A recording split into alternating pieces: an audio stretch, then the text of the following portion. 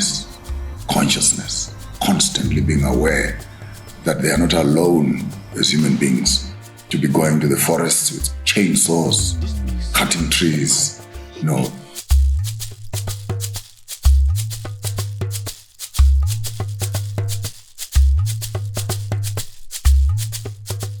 Don't let us also forget colonialism and imperialism may come to us yet in a different guise, not necessarily from Europe. We must alert ourselves to be able to recognize this when it rears its head.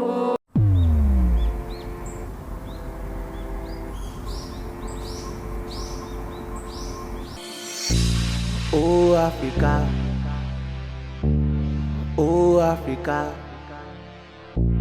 oh Africa, hey. Oh Africa, oh Africa, yeah. Oh Africa, yeah. Oh Africa, in unison we stand to fall no more, erasing the lines that divided us. For we are United States of Africa now. The vision and the courage, prosperity for Africa. Oh, the Africa. Oh, long time ago, we were as slaves in our homes. Now are free because we united.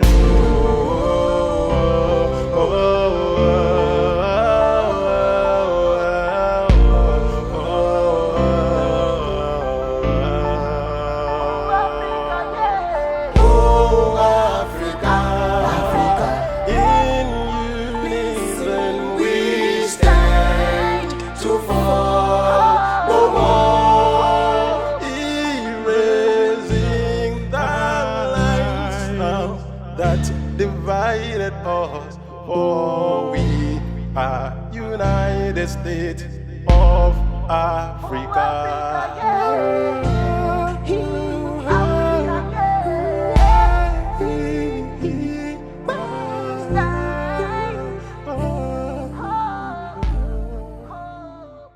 Introduction so we can get to our first speaker.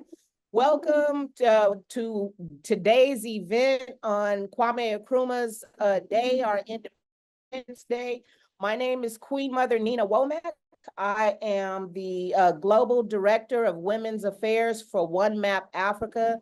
I'm very excited to be a part of this, to moderate today with my co-moderator, King Oliver.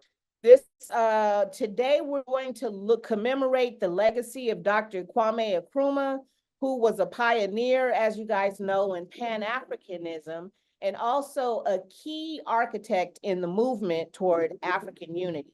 So our theme is called Unity in Action, Realizing Nkrumah's Vision for Africa.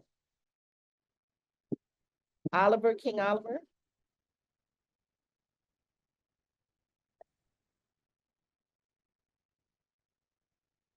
Okay, so let me quickly introduce King Oliver. Are you there?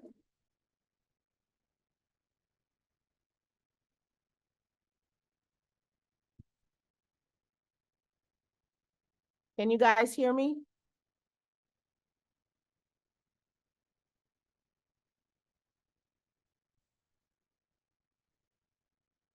King Oliver. Yes, we can hear you. Okay, you can hear me. All right, so he may be having internet connection problems, so let me introduce Bishop Joshua for you guys so we can hear his talk. Bishop Joshua Maponga is a Zimbabwean-born public speaker. He's an author, a philosopher, leader, musician, and social entrepreneur. He's made significant contributions through his roles as pastor and bishop, working with various organizations such as the Entrepreneurial Development Southern Africa and the Seventh-day Adventist Church. Mapanga holds a degree in philosophy and personal ministries and has extensive experience in branding, banking, nonprofit organizations, and project management with multinational companies. He is the CEO of the Institute Farmers of Thought, which I'm also in that group, and leads the Zimbabwe Indigenous Movement, ZIM, and African Indigenous Movement, AIM, which aims to transform Africa. He's a published author with books including Going Places in the Spirit, So You Want to Be the Master, and Shopping Skills. And his media work includes appearing on TV shows on One Gospel and DSTV, where he has shaped his insights on various platforms. So let's welcome Bishop Joshua Mapanga. Let's give him a round of applause. Thank you very much, and what an honor to be on this platform tonight. I will try and listen to the rest of it until my battery dies. I've been on the road for the rest of the day. And on this wonderful, wonderful day, I bring you greetings from Southern Africa, as we celebrate one of the founder members, stalwart figure in the establishment of what we may want to call Pan-Africanism. Which could have been an ideology which started off in the 60s, late 50s into the 60s, with the uprising of the Americans, Black American brothers in diaspora. But as an ideology of Pan-Africanism, it did not start in the West. The African everywhere has always been longing to come back home. And even as early as the times of slavery, the detached family that was in the coal mine, sugarcane, cotton fields, the entire Black American or Negro spiritual songs that were being sung in their coded language were all in memory, all in remembrance of their home, which was Africa. And by the time our Honorable Dr. Nkrumah went to study in the Americas, he came back to actually become one of the champions on what we now call the revolution and the independence of African states. Ghana being one of the first countries that actually then pushed colonialism to where we now have a ripple effect of the independence of Ghana, the independence of Kenya, Chama cha Mapinduzi in Tanzania, Mau Mau in Kenya, then Chimurengas, then Swapos, then ANC in South Africa. And this way, this is what I want us to capture maybe for this evening, is that when one good man has a good idea and he implements it well, the ripple effect can be cross-country, can be continental. And we are right now having 55 flags, 55 national anthems. And I wonder if Kwame Nkrumah would wake up today, what he would think of such a divided Africa from an idea of independence that he had started. We have become trapped in what I want to call let me coin a new word, neo-independence. Because in as much as we are independent, quote unquote, we are still dependent in terms of our function and our operation. And the African continent, we need to make a declaration right at the beginning of Kwame Nkrumah, and I will say it on his birthday, that from today going onwards, Africa is the country. And all our various countries, we are now going to call them provinces, because this was his dream. We have one country, and the country is called Africa. Zambia, Zimbabwe, Ghana, Nigeria, Swaziland, Burkina, Mali, Kenya, South Africa. All these are provinces because we are on the same piece of land that we call Africa. At the end of the day, the plurality of our independence has increased also the weaknesses of our strength. I personally travel the continent and the globe over. I've never understood how many visas I must get as I cross from one.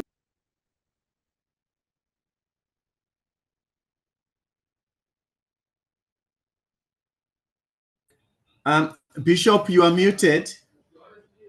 Please unmute. Okay, sorry. Yes. This does not make sense that in a beautiful country like Africa, we would constantly look at our national anthems and passports as superior to each other, to even an extent where we begin politically to mock each other. And we look at America with its 52 states, that they were able to have one American dream, which is the United States of America, with one currency. You look at Europe, with all the various countries that are there, they were able to come together. Now they have the euro dollar, or the euro. You look at China, almost 1 billion people. They were able to consolidate all their provinces and have one superpower you call China. You look at India, consolidated, one big superpower. I don't know why Africans become too intelligent. Immediately you begin to talk about unity. Africans become very intelligent. They have every reason as to why we cannot come together.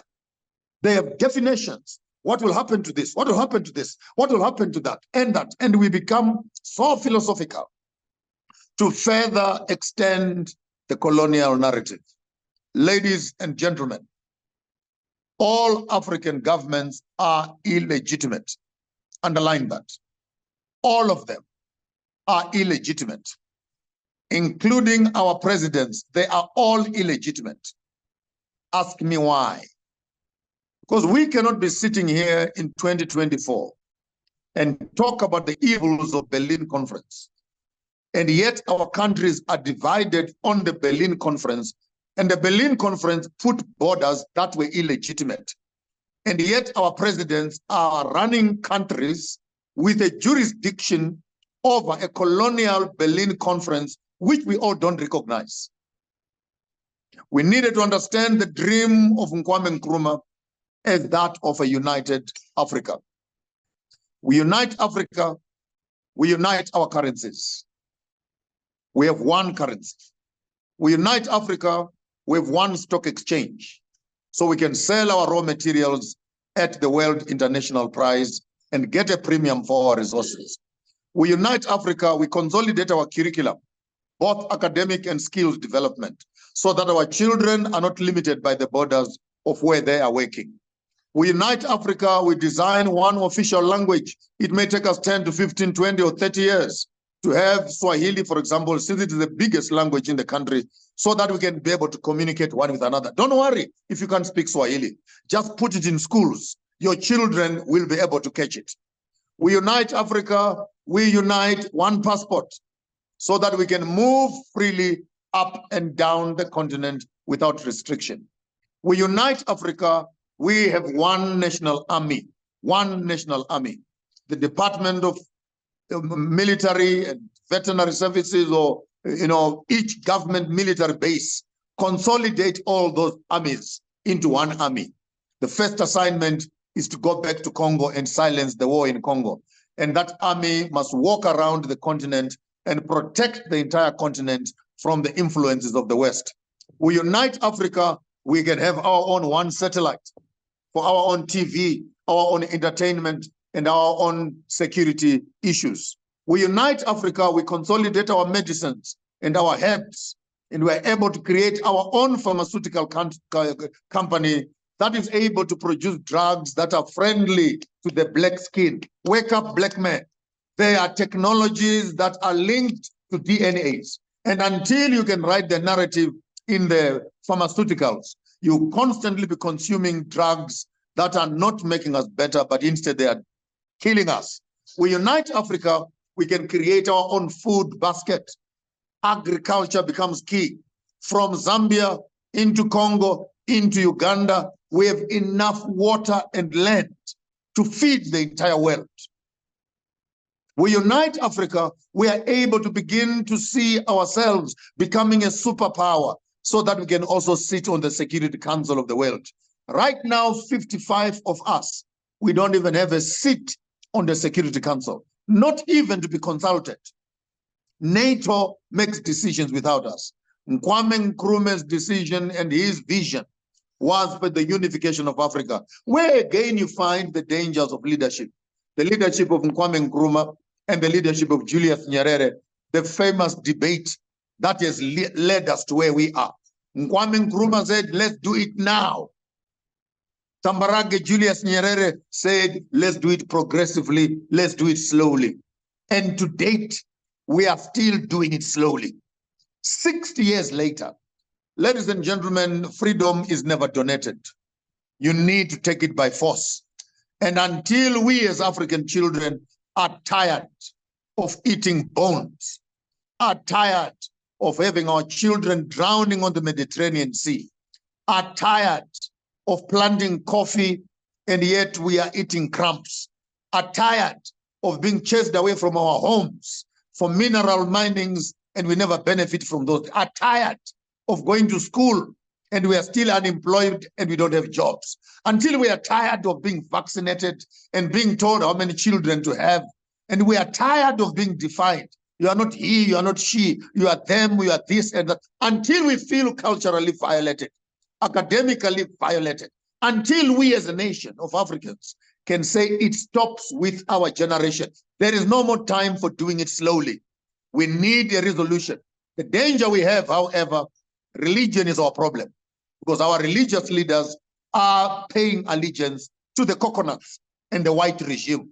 Our politicians are a weakest link because they are paying allegiance to the coconuts and the colonial regimes, and they will not donate power as African leaders. I'll tell you why. Because they are benefiting from the system.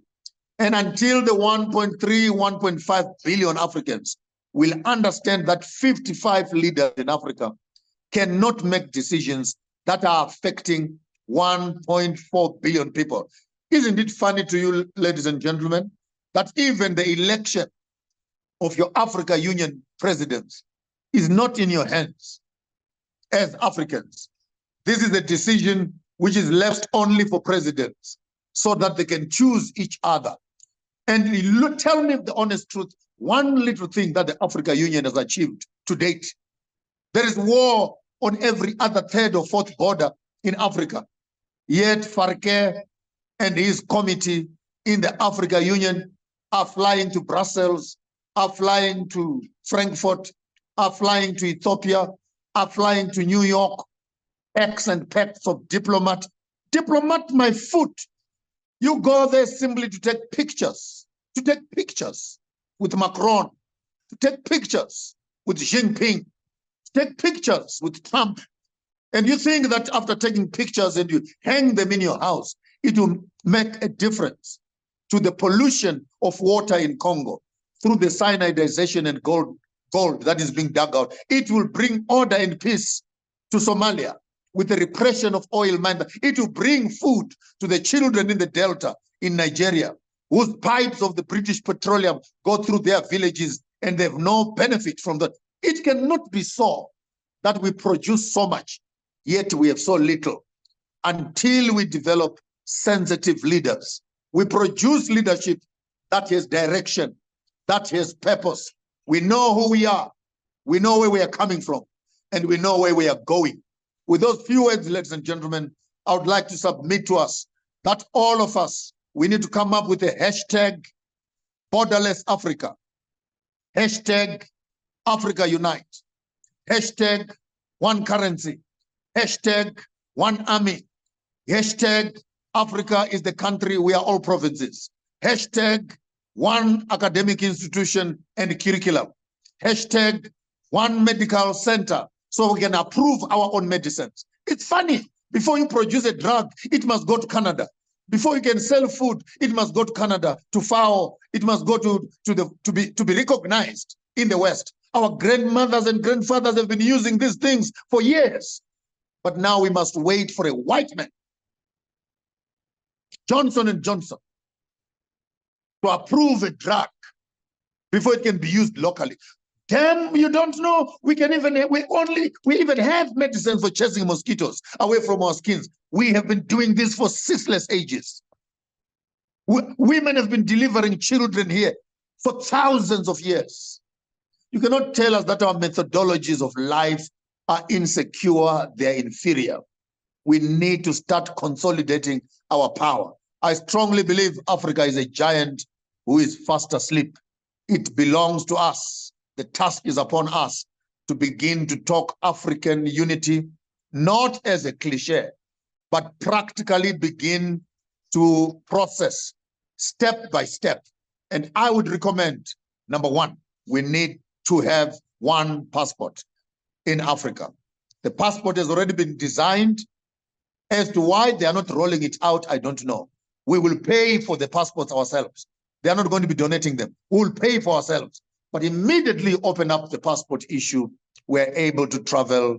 Our children can go to school in any country. Food can begin to move. And the blessings and the benefits are immeasurable. I can leave you, and I will leave you in capable hands of Professor Lumumba and Elder Johnson. And I will try and listen on the sideline. But I really appreciate me being invited on this platform. I truly believe that the dream of Nkrumah will not be realized until, as individuals, we begin to do the transformation at a personal level. I thank you. Thank you so much, Bishop Maponga. Hashtag Borderless Africa. Hashtag Africa Unite. Thank you so much for the great submission. Ladies and gentlemen, Your Excellencies, Bishop had to step in because he's having some battery issues. But Bishop, on the sideline, there will be a lot of questions. And please, questions, comments, submissions, put them on the chat. Can you hear me? Yes, we can hear you, my queen. But perhaps you should put your video off because the network is on and off on your side. Please mute when the speaker is speaking. I like your outfit, my leader. Over to you. Yeah, greetings, revolutionary greetings, and thank you, comrades. Good afternoon and good morning to all the comrades joining us today, based on your timeline. Of course, today is a great day as we will be exploring the life and philosophy of Kwame Nkrumah. Nkrumah is a pivotal figure in the African history.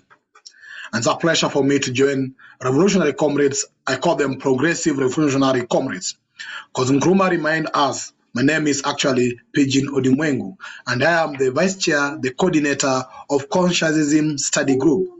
Consciousism Study Group is actually a philosophical and ideological study group where committed Pan-Africans like myself and many other progressive Pan-Africans have been meeting for the last 3 years every Thursday to read a book written by Nkrumah, which many of us might not be aware of. It's called Conscientism or Consciousism. And this book is actually what Nkrumah prescribed to us as the philosophy and ideology for decolonizing Africa.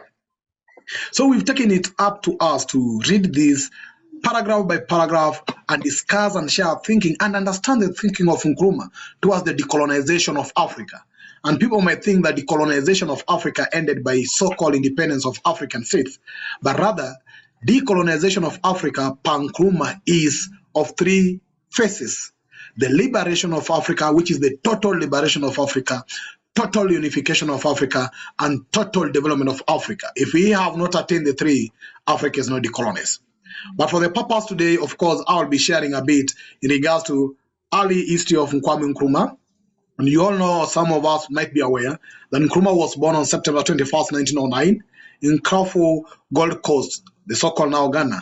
And his education actually took him from mission schools in Ghana to the United States, where he studied at Lincoln University and at the University of Pennsylvania from 1935 to 1945. During his time, of course, the time that Nkrumah was studying, Nkrumah was exposed to Pan-African ideas. And this is what Nkrumah described in his introduction of consciousness as colonial student. He says that many of the colonial students and those who became educated at that time either attained education through various means. One is either their parents were part of the system, either they were black. Two was either they were from privileged community. And three, they were just ordinary citizens who got chance to be educated. So Nkrumah get exposed to various philosophy and ideologies. And most of you, some of you will be aware that Nkrumah was both a philosopher and he also studied theology. So he was exposed to the mixture of all philosophies and ideology. And Nkrumah described these people in three categories. Based on your exposure on education, we either have liberals Pan-African, we either have conservative Pan-Africans, or we have progressive Pan-Africans, the so-called radical Pan-African. And Nkrumah actually says that in his book, Conscience, in page 6, that he belonged to the category of radical Pan-African. Those who seek knowledge for the clear purpose of emancipation and liberation of their country. Many of us today seek knowledge in various universities and various levels, but what is our main purpose for our knowledge that we seek? That's a question to all of us. Is it to make us more liberal, make us more conservative, or do we seek knowledge for the purpose of liberating Africa? So during this time, actually got involved in Pan-African American intellectuals and the study of Marcus Garvey work. Nkrumah studied a lot of Marcus Garvey work. In fact, Nkrumah actually embraced and recognized Marcus Garvey. So this was a crucial period that actually shaped his political ideology and vision for African unity and independence. In Ghana, actually, Nkrumah returned on Gold Coast, that's around 1947, becoming a key figure in the independent movement. He formed the CPP, leading the campaign for positive action. Nkrumah referred to positive action in book Consciousness and negative action, positive action being the progressive actions that are geared towards liberating Africa, or the negative action, he referred to them to be the counter-revolutionary forces. And he says in his book, For the Liberation of the Continent, the positive actions must outweigh the negative action. There must be more revolutionary actions to outweigh the counter-revolutionary measures in order for a territory to be liberated. So as it sits now, there hasn't reached enough positive action in the continent to outweigh the negative action in the continent in order to help Africa free itself from negative action. So his efforts actually culminated to the Ghana independence in 1957, making it being the first sub-Saharan African country to achieve this. And he became the prime minister and later the first president. In his Pan-African vision and continental leadership, actually, Nkrumah was a staunch advocate of Pan-Africans. All of us know this. He organized All Africans People's Conference. And I remember one of the tags that came out of that conference was Africa for Africans. And this was borrowing up also the works of Marcus Garvey and the call for Messiah Marcus Garvey. This brought independent leaders across the continent. Ghana became a base of many African liberation movements, with Nkrumah providing the support for activism for the African countries. These are support we need up to date. Where is the Liberation Center today in the continent? Who is out or who is doing what, or how can we support and provide support for activists and progressive Pan-Africans fighting for the liberation of the Africa? A question to us, something Nkrumah did that we must embrace. Nkrumah also played a role in the re-establishing or establishment of actually OAU. And remember his words that have been said here, unity now. Now, in Consciousness, actually, Nkrumah introduced this philosophy. And as I've said, Nkrumah was exposed to various things. But this philosophy was geared towards decolonizing and developing Africa. And this was a theoretical framework for African liberation and development. And this philosophy was actually trying to be centered in African values, Islamic culture, and Euro-Christian influences. Nkrumah argued that the synthesis was necessary to create a uniquely African philosophical system that could address the continental challenges. Nkrumah did a lot. Most of us know the projects that he did. And his visions, and actually Nkrumah was a leader by practice.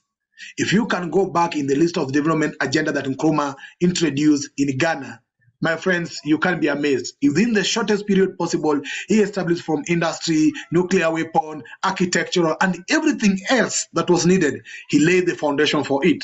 And some people either end up saying that Nkrumah was not much focused in Ghana, but rather focused in the whole continental scope. But the testament of his work in his leadership in action can be proven and can be seen in Ghana and those cannot be taken away from him. So comrades, today as we sit here and as we discuss and remember the life of Kwame Nkrumah, we must actually take time also to remember his ideology and philosophy. Let it be a guiding principle to guide us towards attaining that which he envisioned for all of us. Nkrumah actually wrote Africa Must Unite. Nkrumah went ahead to write neocolonialism in economic exploitation of Africa. But we walk the path of Nkrumah so that we can unlock the key towards the liberation, unification, and development of Africa. As we speak today to say free and borderless Africa, the key question that pens to us today is, can we have borderless Africa in a neocolonial state? A liberated state can then guarantee us borderless Africa.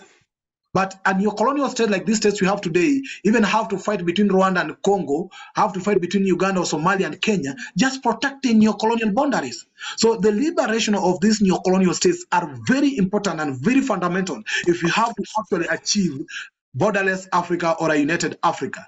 We cannot unite with those who are not liberated.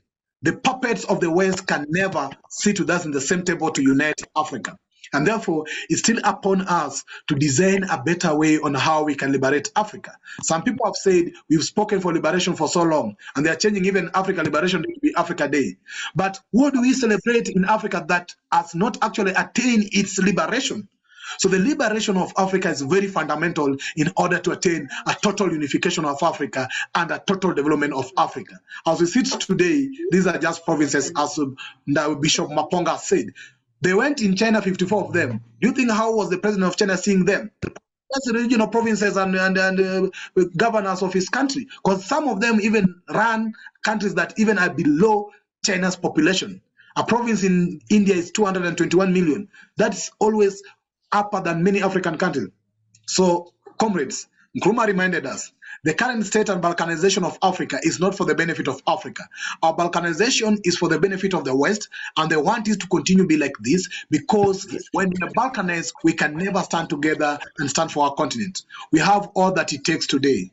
And Nkrumah referred that all human beings come from the same matter, and we must fight for our material possession. If we don't take care of the resources underneath Africa to develop Africa, then we will never have any fulfillment. Spiritual nourishment comes after material nourishment. And therefore, we must work on the welfare of our people using our resources first before we seek the kingdom of heaven. We must seek the kingdom of good welfare of our people on this earth so that we enjoy it here as they promise to enjoy it somewhere else. If we don't do this, we will leave our resources to be exploited. We'll go back ask for money. And to my younger generation today, look at us. We are dying in Mediterranean. We are crossing and running away from Africa. Who will develop Africa if not us? Who will fight for Africa and unite Africa if not us? A call to all young people in this platform.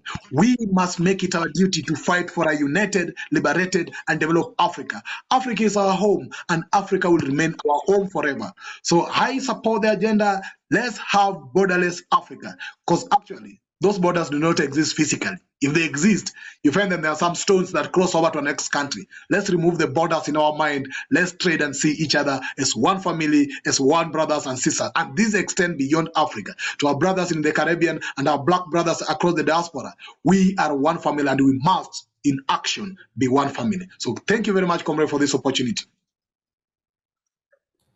Wow.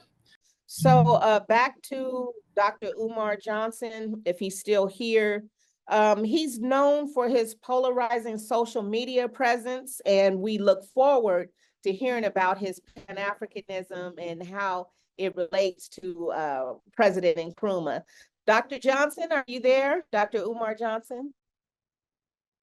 Peace and Pan-Africanism. Dr. Umar Ifatunde is here. Okay. Oh, great. Thank you. Wonderful. Well, please start. And again, sorry for that inconvenience. Good Gari Day, brothers and sisters. This is Dr. Umar Ifatunde Oguntade, psychologist and educator and Pan-Africanist, joining you from Philadelphia, Pennsylvania. I'm actually in a neighborhood where Kwame Nkrumah spent quite a bit of his time while a student at Lincoln University, just outside of Philadelphia. He used to hang out in my North Philadelphia neighborhood, as did the good Reverend Dr. Martin Luther King Jr. as well. Dr. Nkrumah also used to attend UNIA ACL meetings, right here in North Philadelphia, which is the Most Honorable Marcus Messiah Garvey's organization, the Universal Negro Improvement Association, and African Communities League. And of course, when he attended classes at the University of Pennsylvania in West Philadelphia, also during that time, he was mentored and tutored by some of the greatest Pan-Africanists who ever lived, although unrecognized, who were members of Marcus Garvey's movement, the Universal Negro Improvement Association and African Communities League. El Hajj Malik El Shabazz, Malcolm X, also was a one-time resident of North Philadelphia as well. Brothers and sisters, I will start off with a quote by Osajifo, Dr. Kwame Nkrumah, who said, "The best way of learning to be an independent sovereign state is to be an independent sovereign state." The best way of learning to be an independent sovereign state is to be an independent sovereign state. I'm saying that because we as African people need to recognize that this revolutionary struggle, this African redemption mission, will not be without mistakes. It will not be without miscalculations. It will not be without errors. I think that some of us can become so narcissistic in our intellectual formulations that we think that the only movement we can become a part of is a movement that is guaranteed to succeed. There has never been a revolution without setbacks. There has never been a revolution without errors. The French Revolution had mistakes. The Cuban Revolution had mistakes. The Russian Revolution had mistakes. The Haitian Revolution had mistakes. The American Revolution, the Vietnamese Revolution, and of course, the African independence revolutions of the 60s and 70s also had their mistakes. We are human beings. There will be contradictions, and we have to work through those contradictions. I think one of the biggest threats to the message and legacy of Osajifo, Dr. Kwame Nkrumah, and one of the biggest threats to the African independence movement and the Pan-Africanist mission is the ever-growing presence of capitalistic thought within the mind of African revolutionaries, nationalists, and Pan-Africanists. The more I look at our condition, not only on the mother continent, where I will focus my thoughts in these few minutes, but also across the diaspora, too many of us as African people are becoming more capitalistic. We are more concerned about ourselves, more concerned about our families. We are more concerned about our cliques. We are more concerned about our professional associations. We are not concerned about the greater good of African people. Are you still there, Queen? I thought I heard something. Is everything okay? Yeah, I will still find my king. Okay, I wanted to make sure. I thought I heard the sister. Yes, no problem. Absolutely. We need to understand that Africa is the epicenter for the planet Earth. Everything that goes on, everything that happens in Africa. Let's look at cobalt. Cobalt is an essential mineral for the military industrial complex. It is an essential mineral for the electronics revolution. 73% of all the cobalt in the world comes from the Democratic Republic of the Congo. When we look at lithium, which is an absolute essential mineral for the military industrial complex, it is absolutely essential mineral for the scientific revolution. Zimbabwe is 7th in the world in terms of lithium production. Africa is the largest producer of gold. Africa is the largest producer of diamonds. Africa is the largest producer of platinum.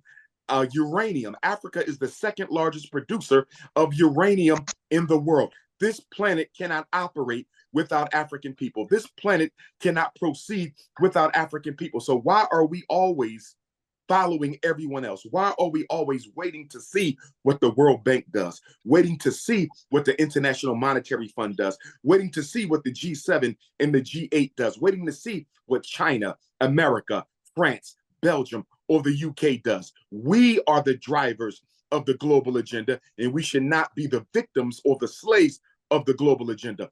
12 years ago, in Johannesburg, South Africa, May 25th of 2012, the African Union declared that there would be a 6th region, that the diaspora would be the 6th region of the African Union. It's been 12 long years, and since that time, although there's been a lot of meetings, there's been a lot of talk, there's been a lot of publications, there's been a lot of websites, however, I am not seeing enough being done to include Africans in the diaspora into the body politic of the African Union agenda or into the agenda of the African continent as a whole. When we look at what China is doing in Africa right now, and let us be absolutely clear, brothers and sisters, China is in Africa to exploit.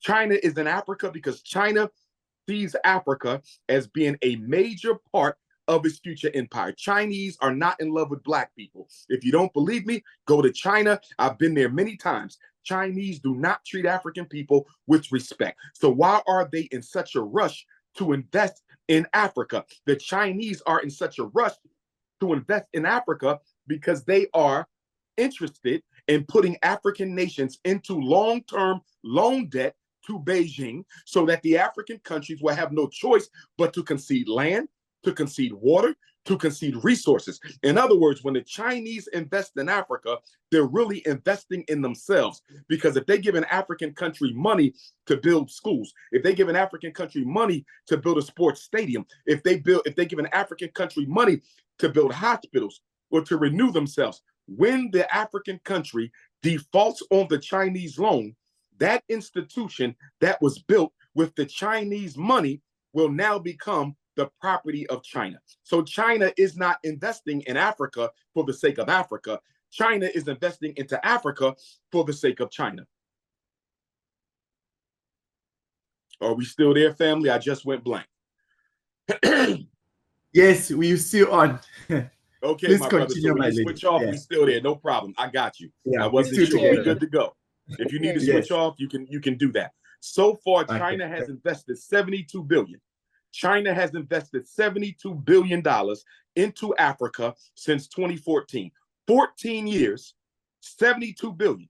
Last week, they promised an additional $50 billion investment into Africa. Why are the Chinese so thirsty about investing in Africa? Number one, China is overpopulated, and China is looking to relocate and displace her Chinese citizens into Africa. Number one. Number two, China is the world's largest producer of cheap goods. And because China is the world's largest producer of cheap goods, what better place to sell your surplus? Talking about their exploitation. This is what Dutch into that. They're hacking. Okay. So I will finish my comments and I'll stop in 10 minutes for the sake of time. Okay. So China has invested $72 billion in Africa since 2014. China is currently Africa's largest beneficiary of loans. Africa owes the white man, the power structure, in particular the IMF, $42 billion. So you're looking at $72 billion to China. China just promised another 50, and then you have $42 billion to the International Monetary Fund. Right now, Africa's debt to gross domestic product ratio is 68%. What that means is 68% of everything Africa makes, all of the revenue on the continent, 68% of that. And some countries are under that, some countries are over that. But 68% of everything that the mother continent produces as of right now is owed out to debt. That is a big problem, because that means that we are only 32 percentage points away from Africa owing everything that she generates financially and otherwise to these vampires, to these parasites, be it Chinese parasites, East Indian parasites, Russian parasites, British, French, Belgian parasites, or American parasites. And we need to be very clear about something. The reason it's so difficult for Africa to improve herself isn't just because of corrupt government. Every government on the planet Earth is corrupt. The American government is corrupt. The British government is corrupt. The Chinese government is corrupt. Every government is corrupt. No government on earth functions under righteousness. The reason Africa is having such a difficult time, I hear someone speaking. The reason Africa is having such a difficult time is because of the structural adjustment programs that are imposed on Africa from the World Bank, the IMF, Britain, France, and Belgium. Three of the major structural adjustment programs that they impose on Africa. Number one, you must have a free market economy. What that means is no African country that accepts loans from the World Bank none of them are allowed to protect any of its domestic markets. So if I live in a country that produces tea, I don't want anyone else coming into my country to sell tea, because I'm going to protect my country's tea market to make sure our economy survives.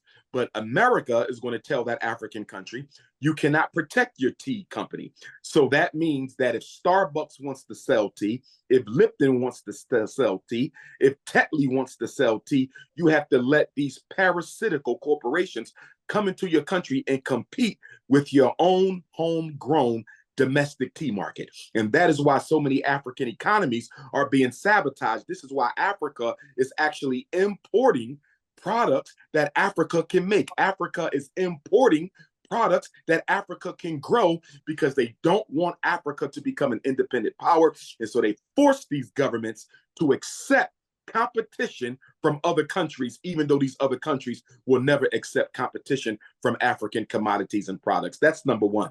Number two is the interest rate.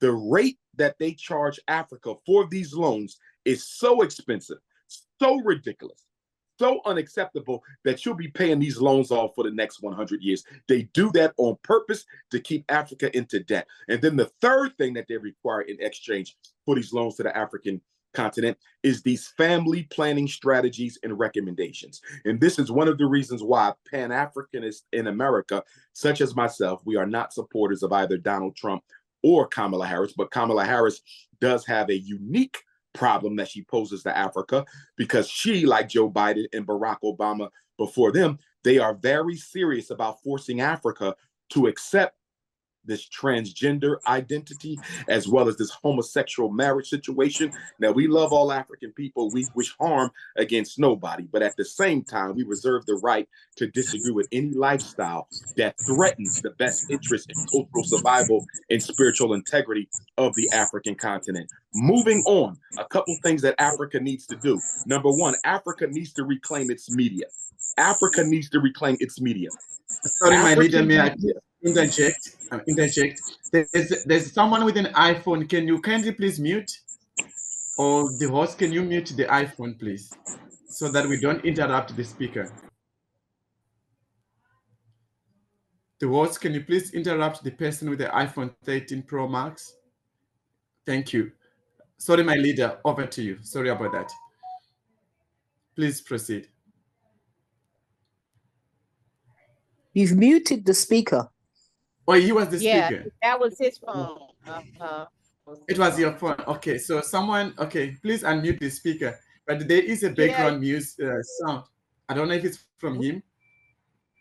There is another We iPhone can't hear making a noise. Dr. Umar. Hold Okay. Test, 1, 2, 1, 2, test. Yeah, hear it's you. working. Okay. We hear you. All right. Okay. Okay. So one of the things that Africa must do continent-wide, perhaps the African Union can play a role in this, Africa has to reclaim her media.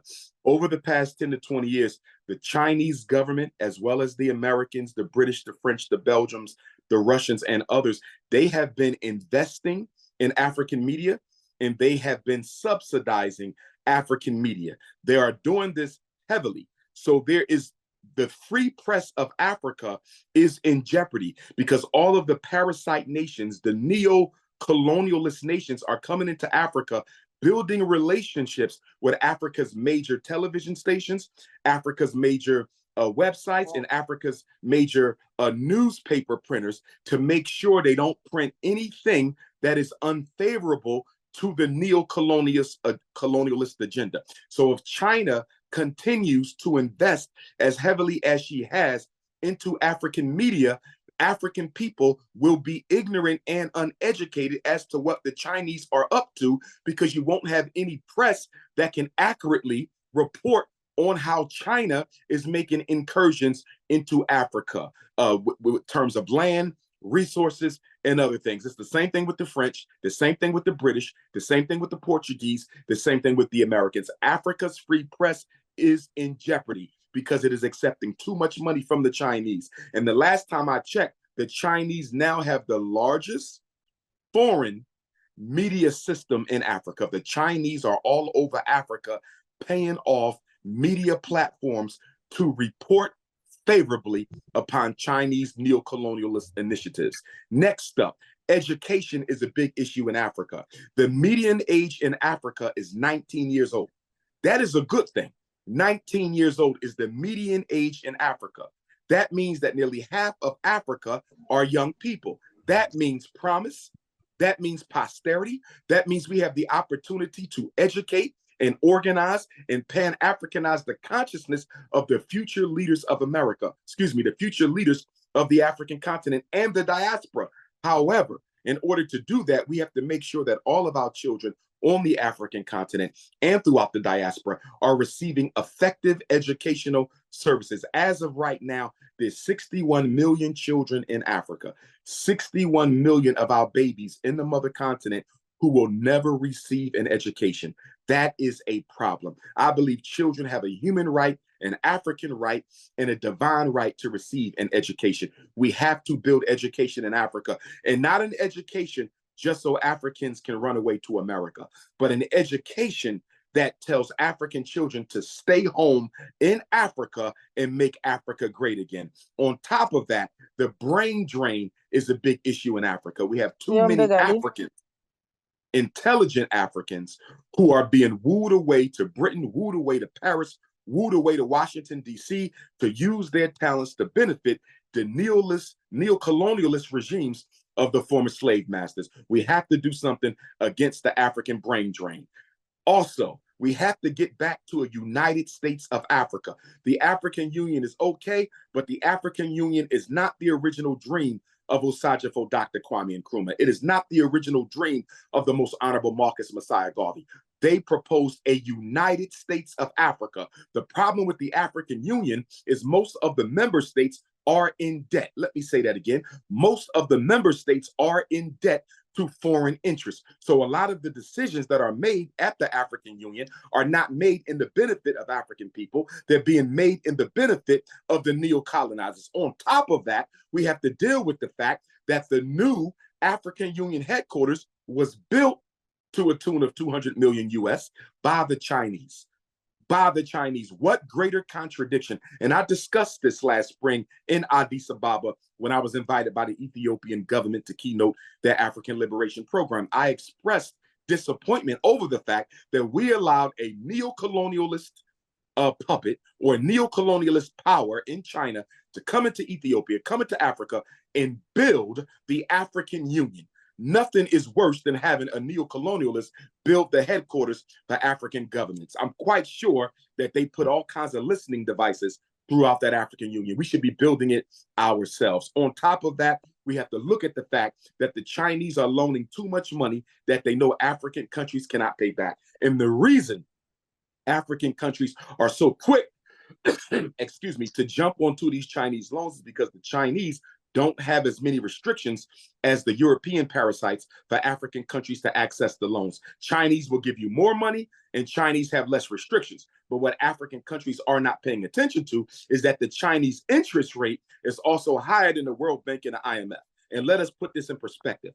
Although Africa owes $72 billion to China in debt, and although China is promising another $50 million of investment, and by the way, investment is the new word for neocolonialism. Investment is the new word for neocolonialism. But what we have to put in perspective is although China is America's leading investor, neocolonialist, what Africa owes China is only 1/3 of what Africa owes to the Caucasian parasite. So I want to make sure we understand that although China is leading in debt, leading investor in America, in Africa, Africa still owes more to the white man than what she owes to the yellow man. Another big problem in Africa, brothers and sisters, that has to be dealt with. And I'm going to wrap up on this point. We have to deal with the farming. There is a global agenda to destroy the centuries-old, millennial-old system of cultural farming on African soil. Bill Gates, Monsanto, and these other neocolonialist agribusinesses are trying to sabotage farmers in Africa. They want to force them to give up their organic crops, and they're trying to force the African countries through the African Union to require that indigenous African farmers only get crops from these white corporations whose seeds will be patented in all of the various African countries. They want to make African agriculture dependent on European genetically modified seed. This is a very big problem. And the reason they're pushing this because it's part of the genocidal campaign against African people. There needs to be a movement by all farmers in Africa. All the farmers in Africa need to come together, build a union, and fight back against Bill Gates and these other Caucasian agribusinesses that are trying to sabotage the indigenous traditional system of farming in Africa. And I'm going to close on this.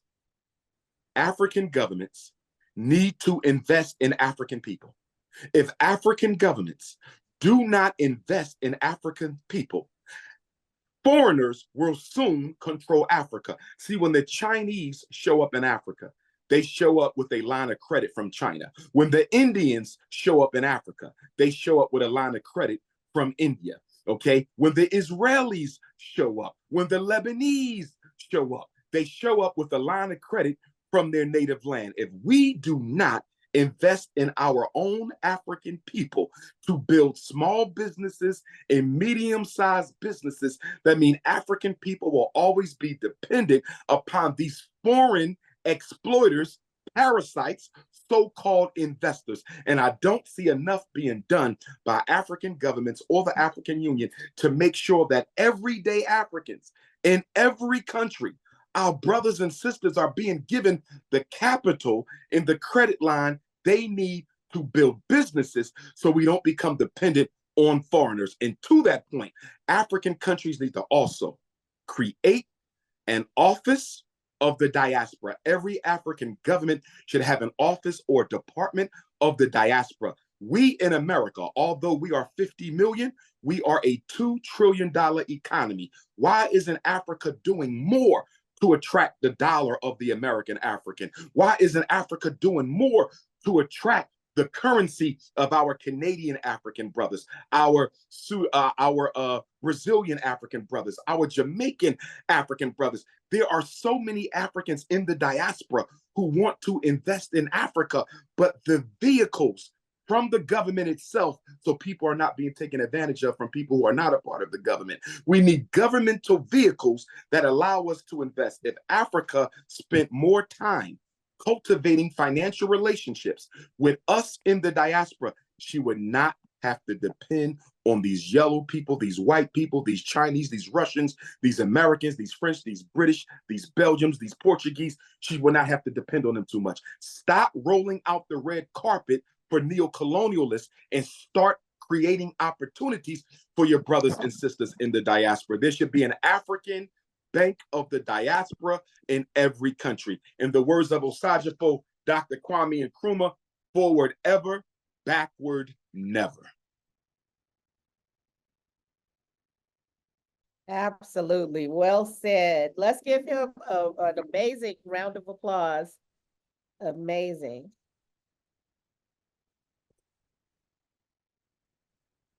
Wonderful. Thank you so much, Dr. Umar Johnson. We respect you. Ifa Tunde, my queen. I don't use Johnson. Ifa Tunde. Dr. Umar Ifa Tunde. Ifa Tunde. Yes, ma'am. Thank you, my queen. Okay, so we will go on to our next speaker. And this is our last.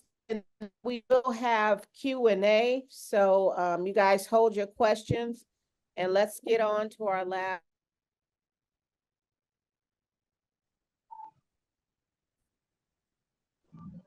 Hello. My queen, okay. Yes, my queen, I couldn't hear you. You break for a few minutes. Please go ahead. Would you like, I was saying, would you like to introduce our last speaker? It's our last speaker, Professor Lumumba. Professor Lumumba. Okay. While we are about to introduce Prof. Lumumba, I just wanted to say thanks to His Excellency Dr. Omar for a lot of great inputs. You spoke about you spoke about the state of the African diaspora. I was happy to accept a nomination to serve under the Minister of Trade for the state of the African diaspora. So I really want us to, to take this conversation forward after this program to see how we can collaborate with the state of the African diaspora. We have more than 350 million people 350 million people of African descent that we are serving. So offline, I'm happy to, outside this meeting, to engage with you and see how we can be able to take action and to build the hashtag Africa that we want. So thank you so much, Dr. Omar.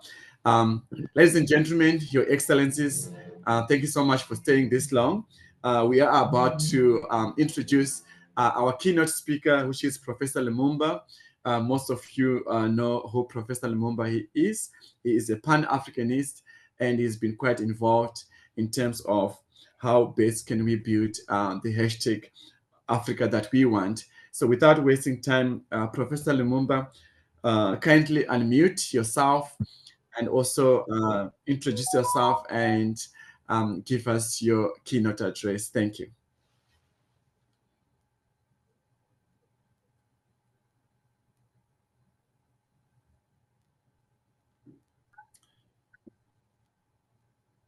Is Prof in the meeting room?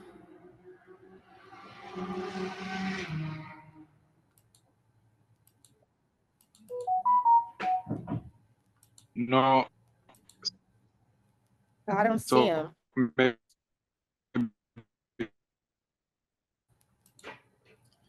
Okay, so perhaps while we the host can get in there. Maybe he went off whilst we were being hacked. So maybe if we can get in touch with him. My Queen Nina, through you, while we're waiting for Professor Lumumba, shall we allow Florence to say a few words regarding her book, if she's ready? Sure, absolutely. Yes. Is Edwina, are you here with your book, Seeding Africa? Yes. Hello, yes. I'm the one representing her. Yes. All right. All right. Introduce us. Yeah, there you go. Thank you so much. We're giving you 5 minutes. Thank you. All right. Over to you, my queen. Start by introducing yourself. Start by introducing yourself and what you do, and then you talk about the book. Thank you. Okay, so my name is Florence Ambati. I'm currently an intern student at Seeding Africa in partnership with AgriLife in Ghana. I'm a student at Earth University in Costa Rica, so I'm one of the Africans in diaspora, but I'm Kenyan. Currently, I'm in Ghana at the moment as we speak. So I'm here to represent Miss Edwina Taylor, the CEO and founder of Seeding Africa.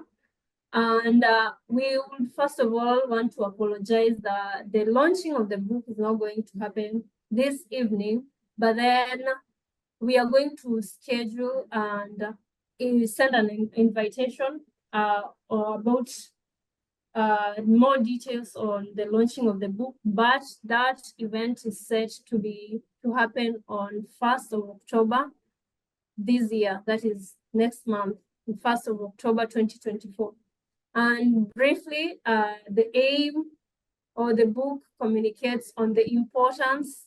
It's one of the movements that emphasizes why we need to promote organic farming in Africa and do away with the demonic GMO that is destroying Africa.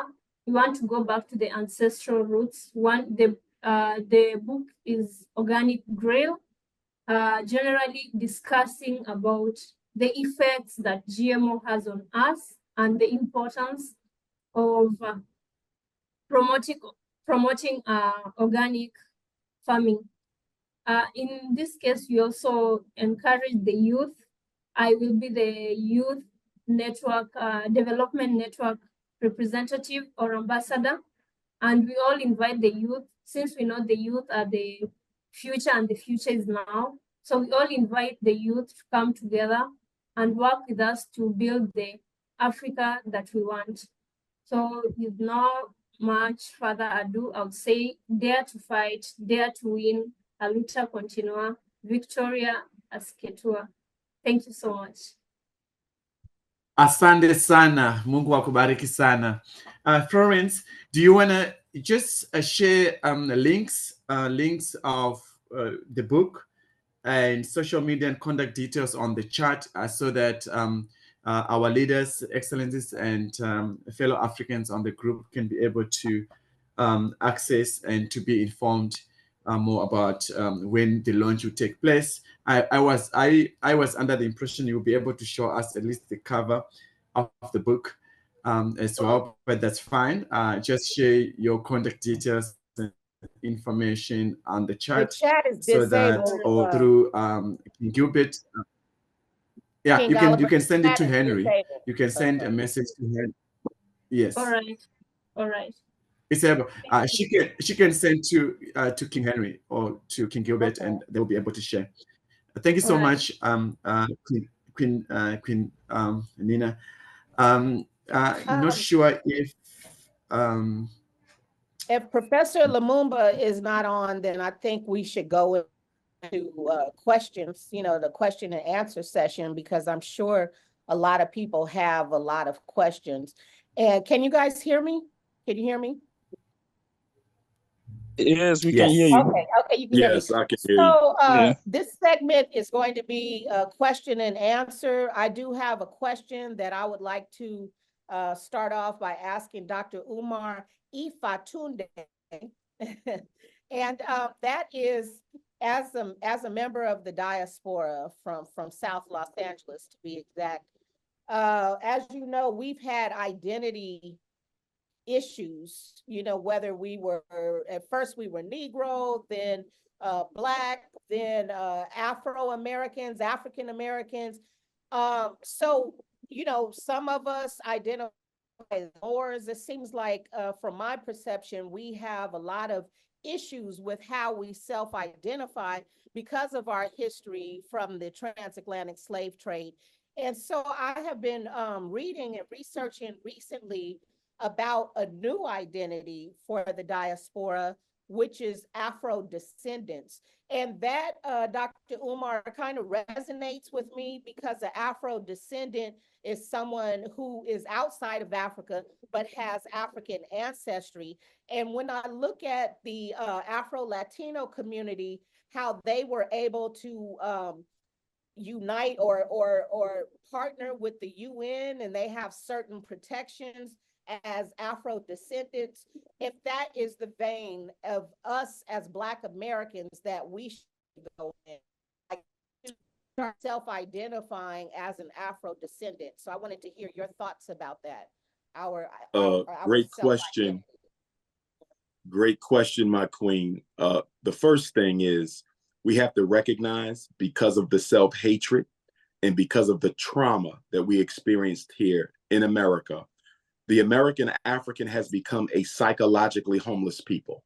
And the reason we have become a psychologically homeless people is we don't want to be who we are, which is African. We don't want to affirm that on a full-time basis. On the one hand, we don't want to be African because we have been conditioned to believe there's nothing good in being an African. And on the other hand, we want to name ourselves something that we think would allow the European to finally accept us and verify our existence. So on the one hand, there's a hatred and a repudiation of wanting to be Black. And on the other hand, whatever we name ourselves, we still want it to be acceptable enough to the Caucasian, so he will include us. That is the ridiculousness of the situation. For example, you don't see Chinese people calling themselves Chinese descendant. Even if they've never been to China, they might be a 10th generation Chinese American, but they never say I'm Chinese descendant. You don't hear Israelis say I'm Israel descendant. They say I'm an Israeli. I'm Chinese. I am an East Indian. But only with African people will we say Afro, Afro descendant, people of African descent, because we're still trying to separate ourselves from Africa. That's where a lot of that comes from. You know, we need to realize something legally and politically in America. As long as you consider yourself an American citizen, it's going to be very, very difficult for you to sue for human rights on the international level. Human rights are given to groups who have been victimized, crimes against humanity, but who don't necessarily voluntarily consider themselves to be a part of the government that oppresses them. The American African people largely and overwhelmingly consider ourselves to be American. We pledge allegiance to the flag. We celebrate the 4th of July. We love America, and we can't wait to tell the world that we love America. And then we turn right around after telling the world we love America, and we cry about the way America treats us. We can't have it both ways. You're either an American African, an African who happens to be in America, or you're an African American, which is an American of African descent. But the last thing I'll say on that question is simply this. Last thing I want to say on that point. We cannot name ourselves out of oppression. The reason why we were Negro and Black and Anglo-African and African-American and Black American and Afro-descendant, all of that comes from this idea from us, the American African people, that we can name and rename ourselves out of oppression. We will never be able to name ourselves out of oppression. There is no title we can come up with that will stop white supremacy. We have to organize and work ourselves out of oppression. Thank you.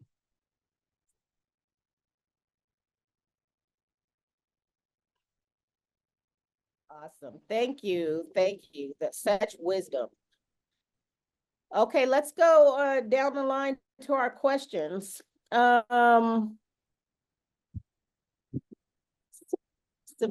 Sphele Lele, Sphele. Thank you so much, my queen, for the opportunity. And also thank you so much to Dr. Umar for such an insightful contribution. Where are you, my brother? If the folks asking questions can tell me where you are. Okay, I'm in South Africa, in Johannesburg, but I'm currently from Durban. Now, yes, Dr. Umar, one of the most problematic thing as Africans that we are suffering from, and which has been perpetuated by colonial education. A group of us, I'm an architect by profession, a group of us have collaborated. We are in a plan of doing a property development. Part of that property development is to do a university. Now, when you enter into that space of education, it's important to have critical players that will assist in developing curriculum that will decolonize our system. I've seen mainly with Chinese children from a very young age. They are taught technical skills. They are mainly vested in very important things that builds a society. Chinese today are considered as first world and as the giant in the global sphere, because education for them was the primary, was at the backbone of everything that they were doing. And I'm saying, if we want to see Africa going somewhere, one of the most components that we have to focus and concentrate on is the decolonized education.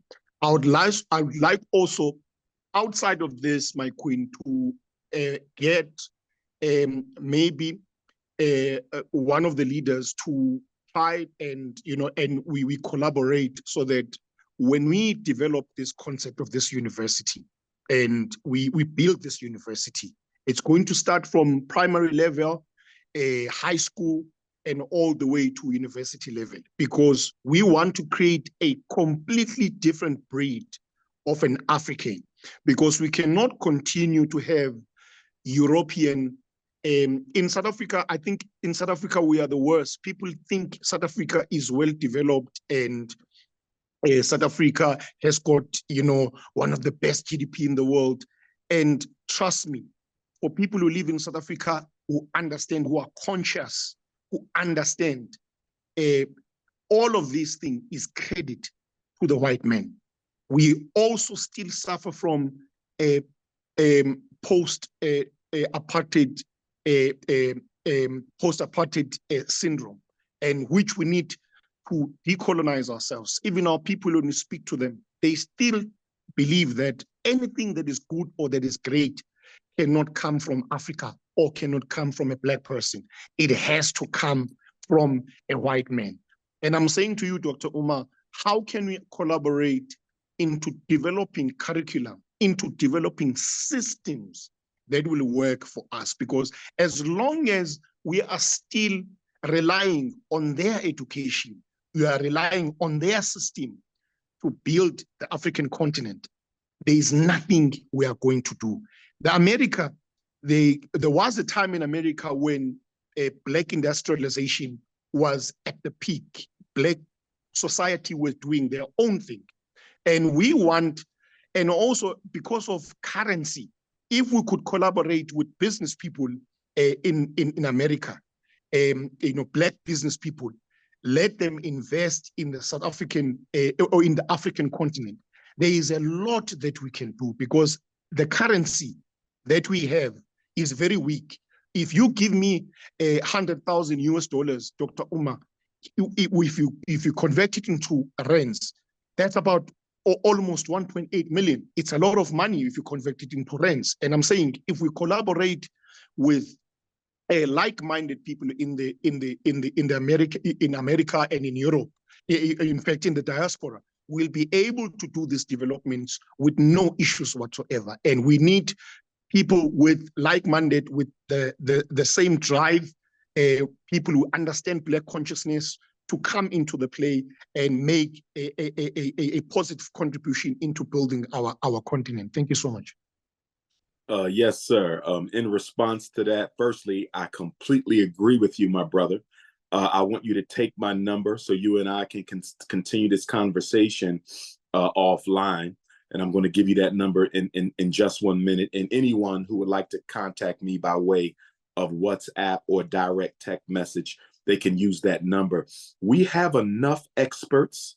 We have enough scholars in Africa and around the diaspora where we can come together and create a global curriculum for our children. That is a large task, but it is the easy part. The more difficult part is the implementation of the curriculum, whereby I mean we have to create the schools or gain access to the schools where we can actually give the curriculum for the children. Creating it is one thing. Convincing the government and the families that this is what our children need to learn is something completely different. One of the things that always bothers me when I go to South Africa, and I've probably been to South Africa more than any other country on the continent, when I look at the enormously large youth unemployment rate in South Africa, enormously large or enormously high, rather, youth unemployment rate in South Africa, I say to myself, where is the agricultural training for the South African youths? Africa imports food when Africa should be growing food. That is the job and that is the education for all of these youth. And in addition to that, our children need to be getting trained in the science, the technology, the engineering, and the mathematics industry that is being cornered right now by the East Indian. And then next to that, I would add the industrial building trades. If there's two things that Africa should always control and never give away to other countries, other races, one is our control of our agriculture, and two is our control of the industrial building trades. That's the plumbers, the electricians, the HVAC techs, the roofers, the welders.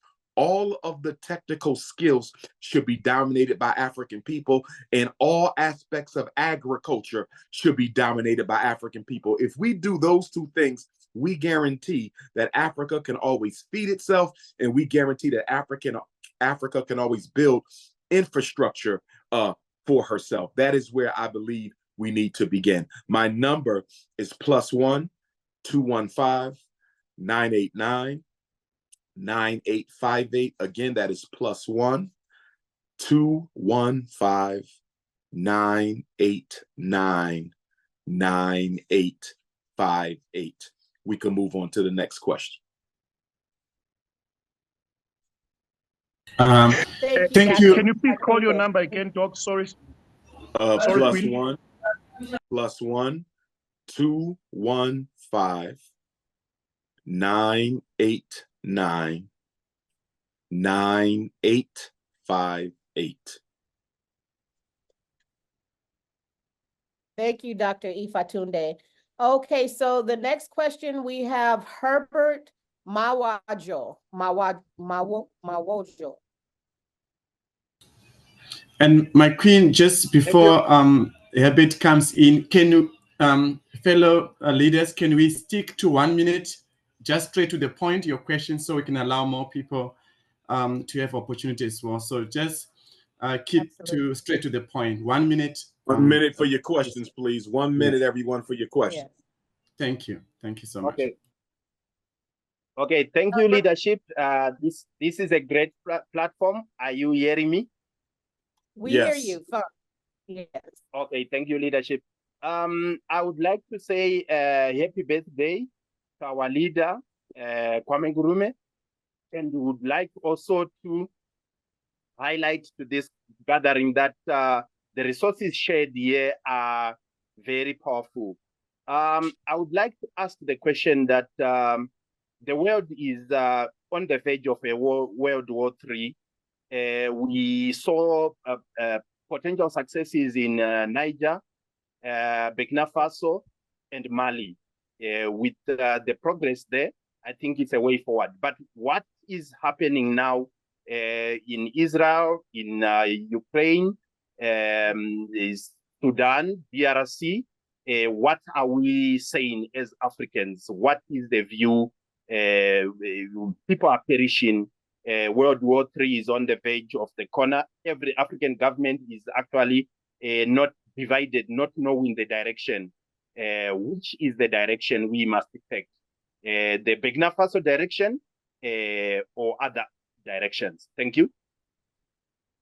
Well, in my opinion, and this is Dr. Umar speaking, in my opinion, so far from what I see, I support the Burkina Faso direction.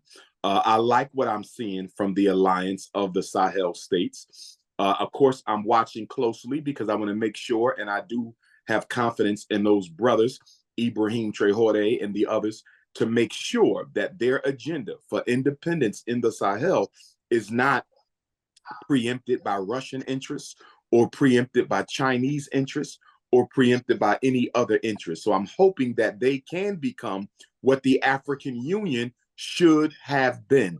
And I don't think that that direction, it represents a contradiction to what we need to be focusing on as African people, as it relates to what's happening in Israel and as it relates to what's happening in Ukraine.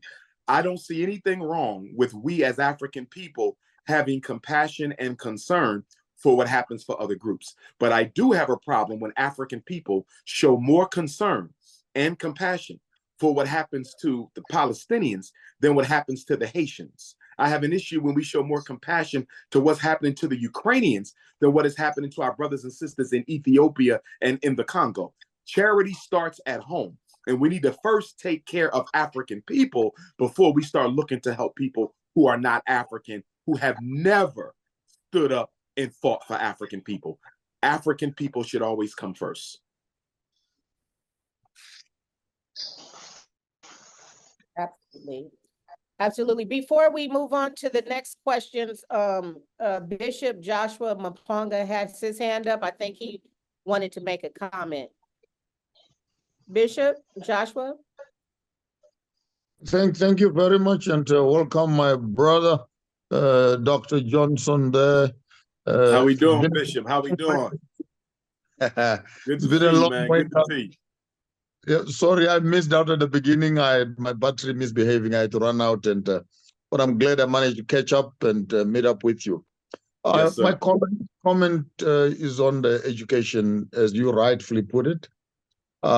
We need to have some science of studying the past so that we can understand the present into the future. I'll become an old man. In our traditional villages, unemployment was never heard of because everyone worked. We woke up in the morning, someone would yoke the oxen to go and plow. Someone is yoking the donkeys to go to the market. Someone is yoking the other oxen to go to the mill space and collect. The ladies are going to the forest to collect some wood and vegetables and berries. The fathers are digging wells, preparing plows, fixing skins to make up the tools. So the homestead would be empty in the whole day because everybody in the house is doing something. Then around 3, 4 in the evening, you begin to see people trickling back, each one bringing a piece of what they have been doing. We contribute all that and we'll have our one big meal per day. Basically, this was the 60s and 70s when I grew up. Now, when you begin to develop this curriculum you're talking about, you need a baseline. And the baseline, if the baseline is land, I suggest that the design of the curriculum must firstly look at issues of food security and how you can make a homestead functional. When a child is born, we give them a chicken. And when not only a chicken, that's for the mother to slaughter and eat, but then we begin a competition who must name the child. And then we contribute goats, we contribute until someone contributes a cow and etc. And these are the kind of things that a child from birth, they begin to accumulate their own wealth base. So you have 1 goat, 1 chicken, 3, 5 sheep or an ox or a cow. Then by the time you're 2 years old, you have 40, 50 chickens running up and down. You have 6, 7 goats. By the time you're 10 years old, you have 3, 4, 5 cows. By 18, you have 20 cows. So the science of our culture has never been to beg but when we undermine these cultural practices, and we deem them as demonic, yet they were fundamental to teaching a child how to look after a chicken, how to look after a goat, how to look and have a relationship with those animals and name them, as it were. You literally give names to them and you grow up with them. And so when you build up curriculums, I hope in the midst of technology, we are not going to be starting with computers, fixing things. And because at the end of the day, after fixing those things, you're going to be taking your money again to go and buy food. Then you're back to square one. As good as coffee in East Africa, you plant all the coffee, you sell it to Europe, then you must take the money back again and buy the grain and buy food to come and eat at home. Then why waste your time selling the coffee when your stomach is hungry? Who eats coffee, for crying out loud? So we begin to plow and plant what we eat, and we eat what we plant. The curriculum must be firstly honest to say we need a baseline. And I recommend that we use land as a baseline. When people are full of food, we can move over to the next one. Maybe that is mining, that is forestation and technologies. Because this hype of being called developed, and if developed means cell phones and technology, you cannot press those buttons with an empty stomach. So, and we have been blessed with land, food security, and the sciences around agro-business. That includes our leather, that includes our milling, that includes our cornflakes, that includes our packaging, that includes our drinks, that includes basically a healthy country will produce and give us healthy minds. So fundamentally, one of the first curriculums you need to start looking at is not agriculture. It must be agribusiness. And inside agribusiness, you develop what we call the culture of food, which is agriculture. How is food prepared? How are seeds harvested? How are they stored? How are they planted again? How many products can we come out with from one product, and etc. And it's not complicated. Our grandfathers are still living some of that life around us. So we suggest maybe going forward, take a bit of the technology of the past. I thank you. I agree. Thank you so much. Well said. Yes. Thank you so much, Bishop Maponga, for those great submissions. Hashtag building the hashtag Africa that we want. Bishop Maponga, before I call the next question, one of the things that we do as Africans is to talk, but with no action. And in terms of the way forward outside this platform, I know you are doing some amazing work through your organization, the Farmers of Thought, and through the various organizations, and also looking at One Map Africa is doing, and fellow other leaders in this group. How do we move forward in terms of action in building this Africa that we want, in building this agribusiness and fellow other projects that will be able to help us to build the hashtag that Africa that we want? So before you respond, I will also allow Solomon Twene to ask his question, and then you can respond together. Thank you, my bishop. Solomon, 1 minute to ask your question. Quickly. Okay, thank you very much. I'm grateful for the opportunity. My name is Solomon Twene from Ghana. So in Ghana, we have the African Continental Free Trade Area. We have the office here in Ghana. And when Dr. Umar was giving his address, he spoke about our currency. You know, one of the things that has hindered African progress is our currency. It does not help us or facilitate our trade. And thankfully, the Vanuatu Trade Commission in Ghana, which is led by Professor Hugh Ayi, has introduced the Lumi currency. And then we have started using it in Ghana as I speak with you. The Lumi currency that has been introduced by the Vanuatu Trade Commissioner to Ghana, and we are using it. Now, my question to Professor Umar, Dr. Umar, is that how do we get the African Union to accept the Lumi as an official currency for the African trade so that it will make trade easy on the African continent? Thank you. Great thank you question, so much, Solomon. Yeah, thank you so much, Solomon. I have three items. Dr. Umar? Yes. Dr. Umar, just a sec. Yes. Thank you so much, Solomon. I will allow Bishop to respond first, and then Dr. Umar, you respond to the question from Solomon. Thank you. How do we go forward? We go forward in a simple strategy.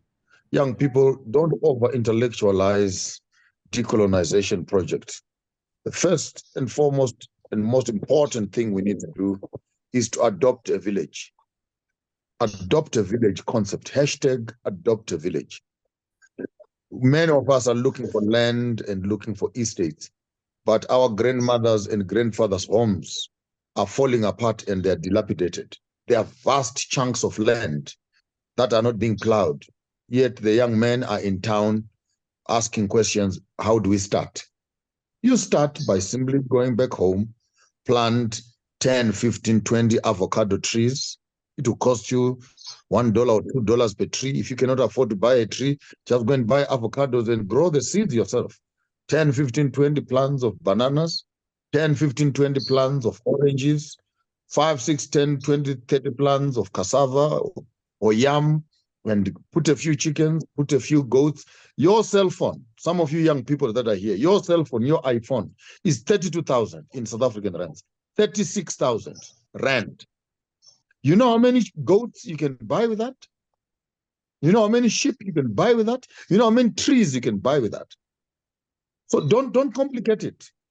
Get home, take half of your cell phone, put a borehole in the house, and after the borehole, if you have water, hallelujah, then start off with a bit of trees, a bit of vegetables, a few chickens, and a few goats. You'll be shocked in less than, I bought my mother about 4 or 5 cows some 6, 7 years ago. She's sitting on more than 74 beasts strong. 74, 75 beasts.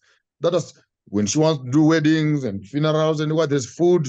There is when there's no school fees for other grandchildren, she's selling those things. So activate sustainable businesses and invest in agriculture, particularly livestock and tree plantations, because they tend to grow while you are not there, and you are there to harvest the fruits. And the turnaround time, it's quite sustainable and it is profitable. I thank you. Thank you so much, Bishop Maponga, for the great submission. Dr. Omar, over to you. Yes, on that issue of currency, I think a bigger question as to which currency we should use as a single currency on the continent, if there only needs to be a single currency. But I think that the bigger question is making sure or guaranteeing that Africa will print her own currency. Because as of right now, most currencies in Africa are printed by non-African banks outside of Africa. And so there's no way of becoming independent as long as the French are printing your money, or the British are printing your money, or the Portuguese are printing your money. So I think the first question, before we get to what the new currency should be, it would be, how do we guarantee that Africa will own and print her own currency?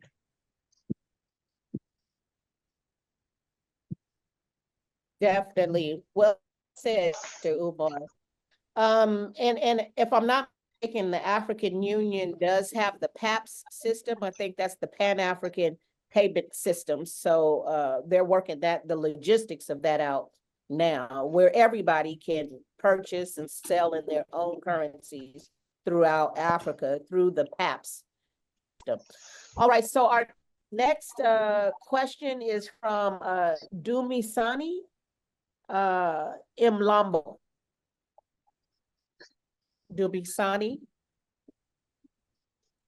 Yes, good evening. Good evening, everybody. Am I audible? Peace. Yes, we hear you. Yes. Thank you so much. Thank you so much. Greetings to everybody. Thank you, Dr. Umar and Professor Lumumba and Bishop Maponga. I actually know Bishop Maponga personally, and Dr. Umar, I met him last year when he came to Johannesburg. I'm currently in Johannesburg, but I'm based in the Eastern Cape, in Nelson Mandela's hometown. That is Mthatha. I'm a health and wellness lifestyle coach, holistic wellness practitioner. I've been doing a whole lot of work with regards to disease reversal, just through taking people back to the African diet, African lifestyle. I've never been out of Southern Africa, but then I basically grow all types of foods that are all over Africa, from West African yam to East African water yam to cassava to plantain, name it. So when somebody said we are all talk but no action, I've actually implemented the action. And I did once send Dr. Umar a WhatsApp message, because I actually know his number off head, saying that I'd like to invite all of you, be it Flo Lumumba, be it Bishop Maponga, be it Dr. Umar, be it everybody else, to say, can we please come converge? I'd like to even host all of you, if possible, in the Eastern Cape, so we can all discuss, deliberate, and find a way to actually spearhead and forward the project that I already started. There's somebody who started a PASETA, Pan-African School of Excellence, right here in the Northern Cape. I'm doing Mlanjeni African Blue Zone, which is the Health and Wellness Institute, Holistic Health and Wellness Institute. There's a sister in the Eastern Cape who's doing something that has to do with culture and, coming back to our African culture, African village, so forth and so on. So my question basically is, and I'm not going to be long, is how can we please link up, perhaps going forward, so after this this presentation, because there's lots that I'd love to say, but then I can't say it all in this platform. Can you please kindly maybe create a platform where we can continue to chat, all of us, link up, and then we find a solution and a way to even meet up even by the end of this year? Thank you so much. Thank you so much, yes, sir. Dumisani.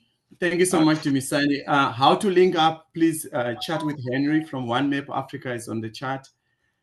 Any One Map Africa member, and then we'll be able to facilitate those discussions. But thank you for the great question. Over to you, Dr. Omar, to respond, and Bishop Maponga. Yes, I may be in South Africa in December. There's a strong chance I'll be in South Africa in December, so I'm very much interested in meeting with my brother and my elders as well. I also wanted to extend an invitation for that brother to reach back out to me, please, because I might need to bring you to Wilmington, Delaware, where I'm building the Frederick Douglass Marcus Garvey Academy, I may want you to come and show us how to grow some of those African crops as part of our agricultural program for the FDMG Pan-African Academy. So please do reach out. I'm interested in coming there, and I'm also interested in bringing you here. Thank you so much. Actually, what I'll do is I'll WhatsApp you and I'll send you the photo I took with you when you came this side. So you remember that it's me, and I'll write my name and surname, Dumisani Mlambo, at the bottom. Thank you so much, Dumisani. Bishop Maponga, you wanted to comment on that, on the collaboration intentionally? The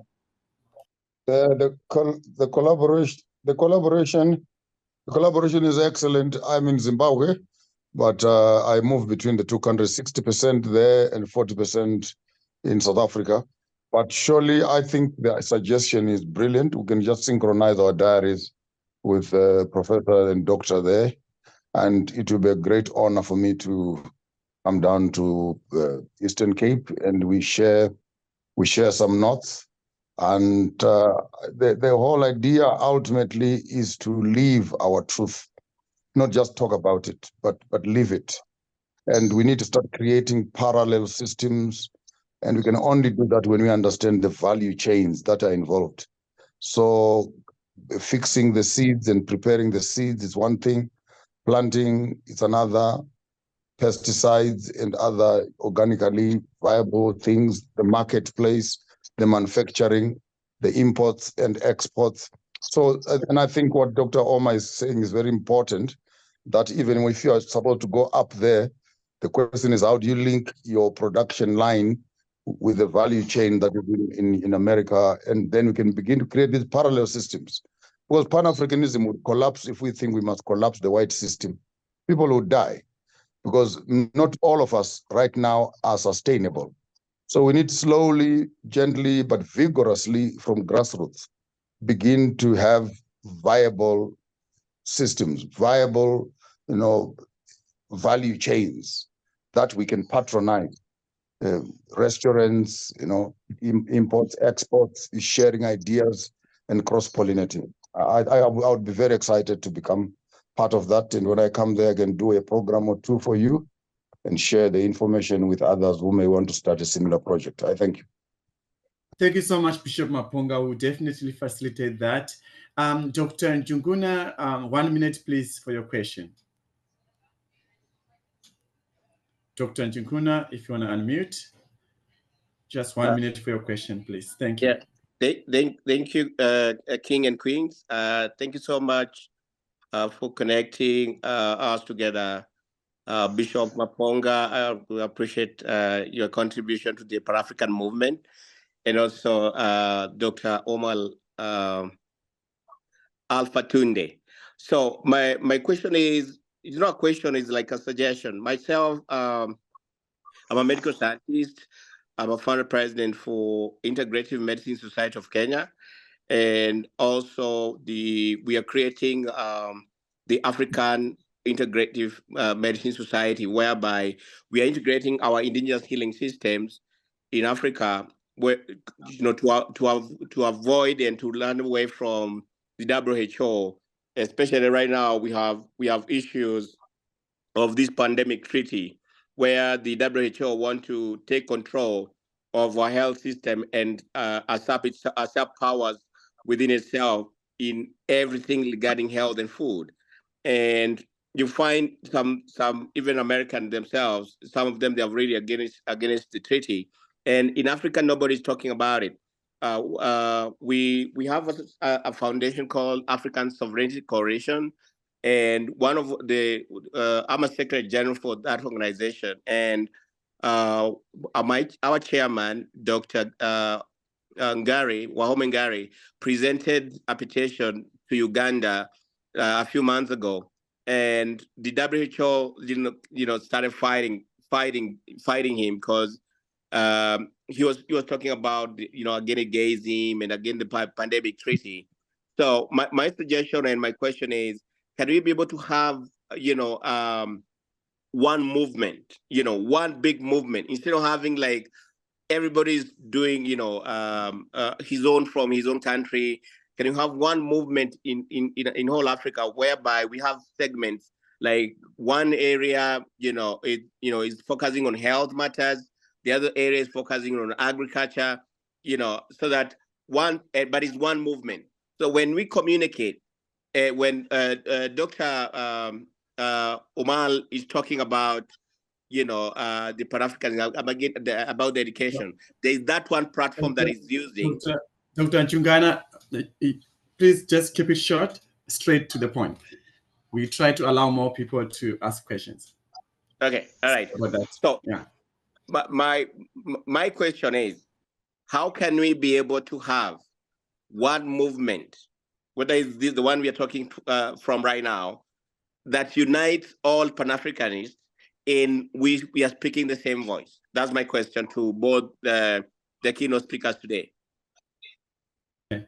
Thank you, Dr. Njungana.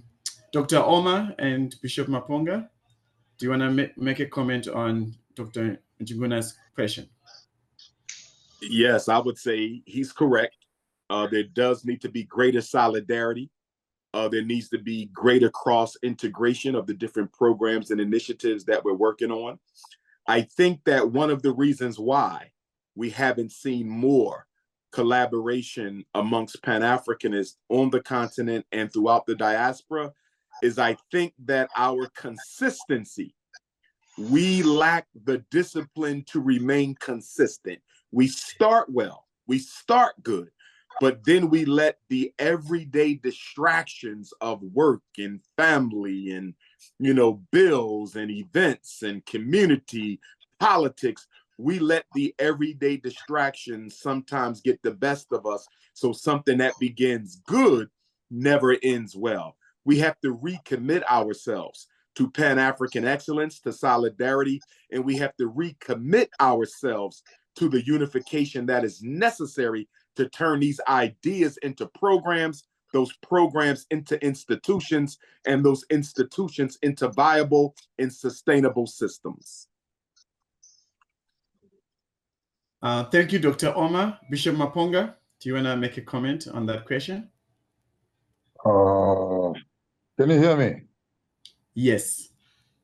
I think we must stop. We must stop. What the famous statement that says we must stop agonizing and start organizing.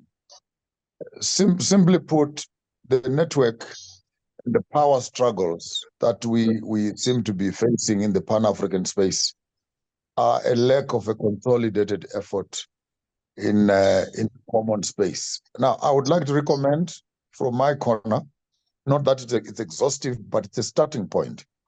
I wrote a book entitled The 7 Pillars of Colonization and How to Dismantle It, in a book entitled African Questions and African Solutions, which speaks of the 7 main pillars, which is governance, agriculture, education, business, economics, sports and entertainment, then health and technology, ultimately spirituality. And yes, true, the idea of having Pan-Africanism fragmenting into all these various corners is we lack a blueprint. So I would suggest maybe before we go even further, would maybe that call Dr. Omar, call Dr. Professor Lumumba, and let's have a working plan. Collect all our CVs together. What are you doing? What are you doing? What are you doing?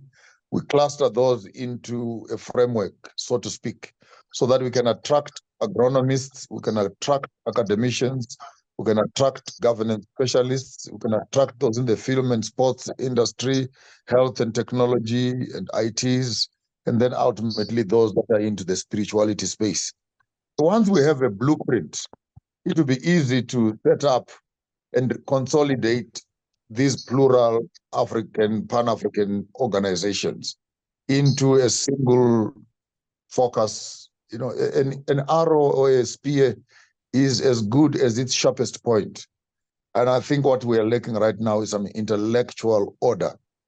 The emotion is there, the passion is there, the anger in some of the groups that have been put on. There's lots of anger and ventilation. It's healthy for healing. You need to get out the anger out. But sooner or later, we need to agree and say, now let's start working. And on the working part is, what are we doing? How are we doing? How are we doing it? And how can other people come and join us and assist? So I think you are raising a very important point, and it will actually call for us to say, let's unify. And when the egg yolk is hard, the rest of the egg is cooked. I thank you. Thank you, Bishop Maponga. Yes. Queen Nina, over to you. Yes, absolutely. Thank you so much, Bishop. For the sake of time, we have about 30 more minutes. So again, keep your comments, your questions to 1 minute only so we can get through. We have a lot of questions here. So next up is Mr. Mulid Abdirahman Ali. Mr. Mulid.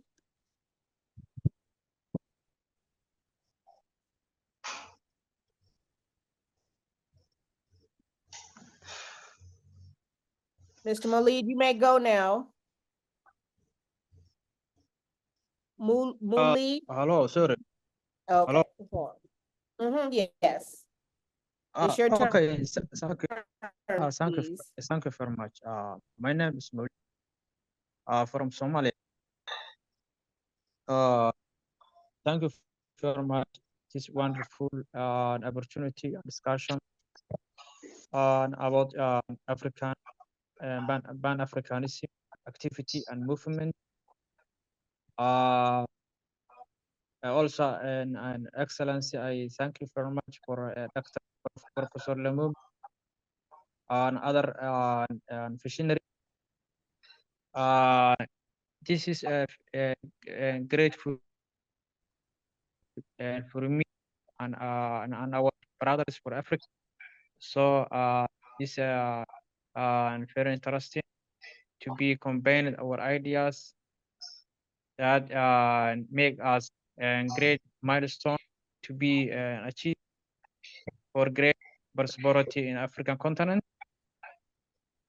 I appreciate for this kind of discussions Pan-Africanism to be continuously and to be united. And my question is about concerned by it's about our use, because our continent it is success is based on by our use.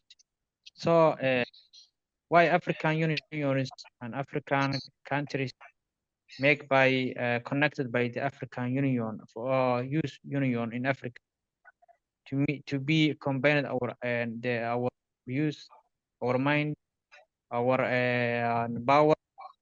Why still by this African Union use and young leaders to be connected each other? I think it does point is it is behind by success for African continent movement. Thank you very much.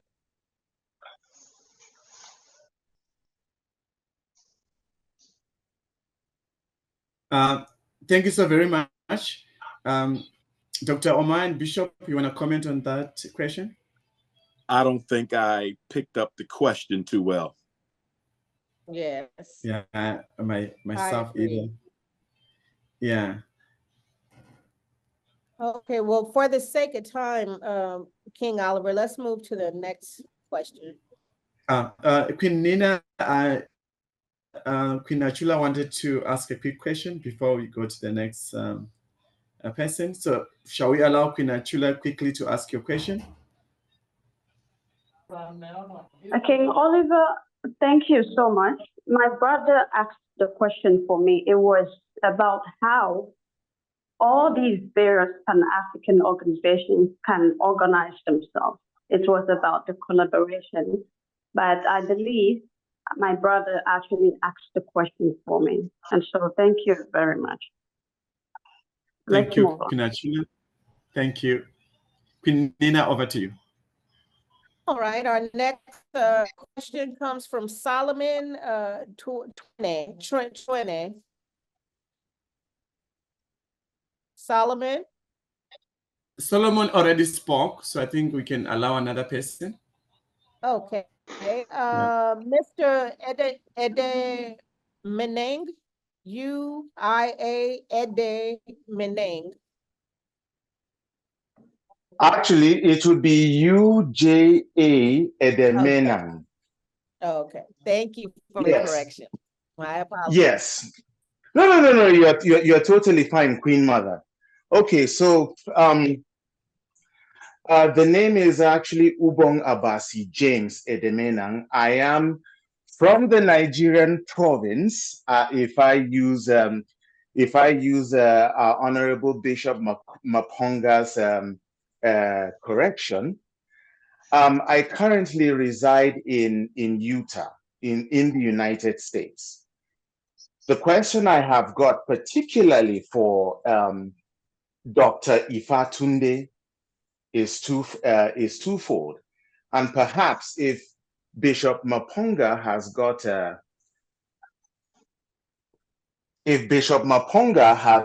an insight of that as well, I would be very grateful to that effect. So I have been following Dr. Ifatunde very closely, and the one thing he obviously mentioned is the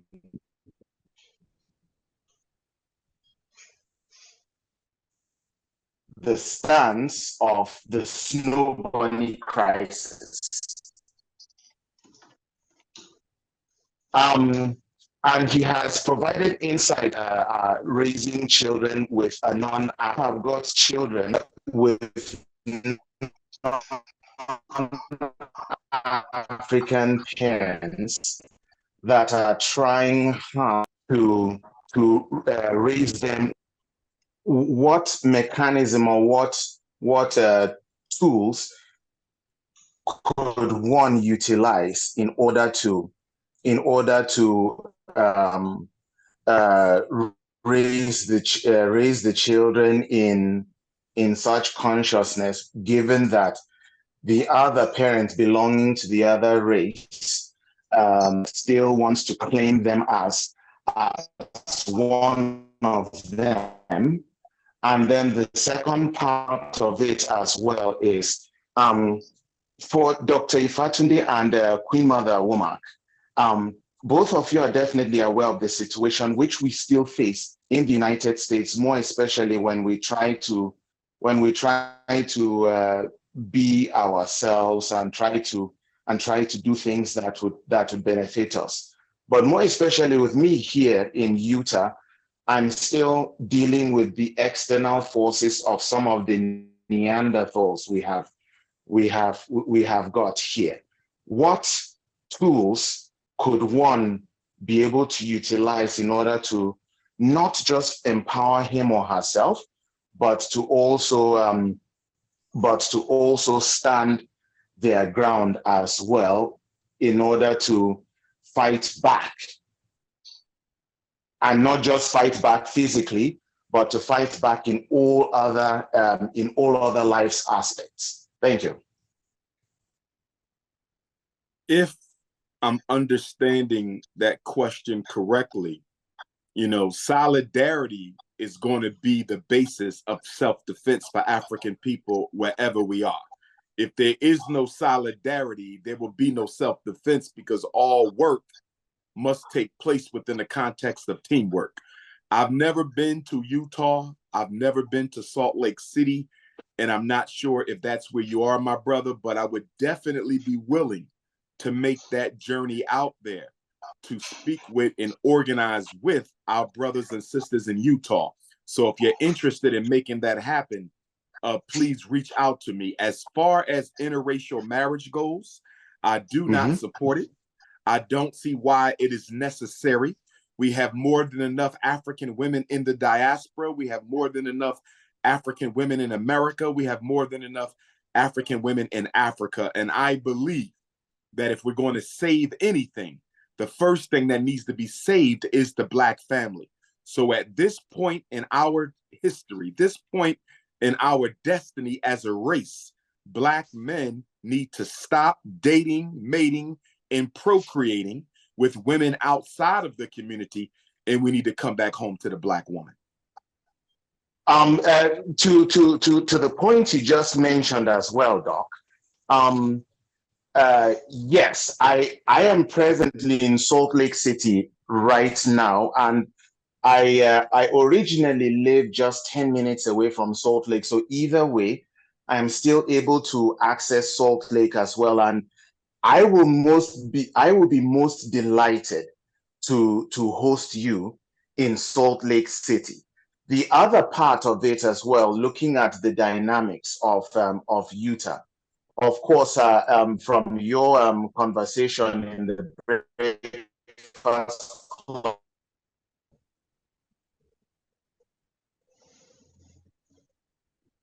oftentimes a lot of Africans who had joined the Mormon church had migrated to Utah, and sometimes they do not know any better. And so they begin to get with some of these, sometimes they begin to get with some of these white women, or vice versa, but majorly the Black men getting with the white women. And sometimes before they even realize that, for lack of an education, it is already too late. They are already entangled. And some of the time they're in this web to where even in Utah, of all places, is extremely difficult for them to get out because of the hostility of the system here, and more especially the judicial system, and when children are involved as well, which basically lands us to the education section, which I had emphasized. Maybe if I use a little bit of emphasis, this might help. I have been trying to educate a good amount of our African brothers who had come in and had not rooted themselves deeply, but then sometimes they still might not know even a whole lot better. I myself fell into that trap when I resettled the United States almost 18 and a half years ago. What insight could be provided for us to be able to educate our African brothers and sisters on the continent about the way the system is here in the United States, and even in some of the European countries, for them to be able to start off immediately by deciding, okay, no to white women, or no to white men, or basically getting with fellow Africans who have one way or the other been settled, more especially in the US and the UK and other places, against their own will. What could be done in order for us to have that trans educational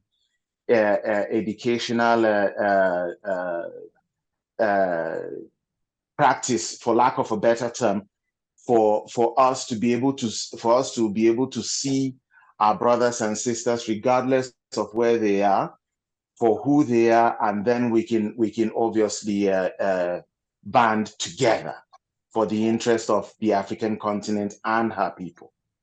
Okay, let me say this quickly, and I believe you have my number, but I'll give it again for the sake of time, and you and I will speak more. But okay, let me say this. I tried contacting you on a few occasions, but I have not heard from you at all. Okay, all you have to do is send me a text message. It's that simple.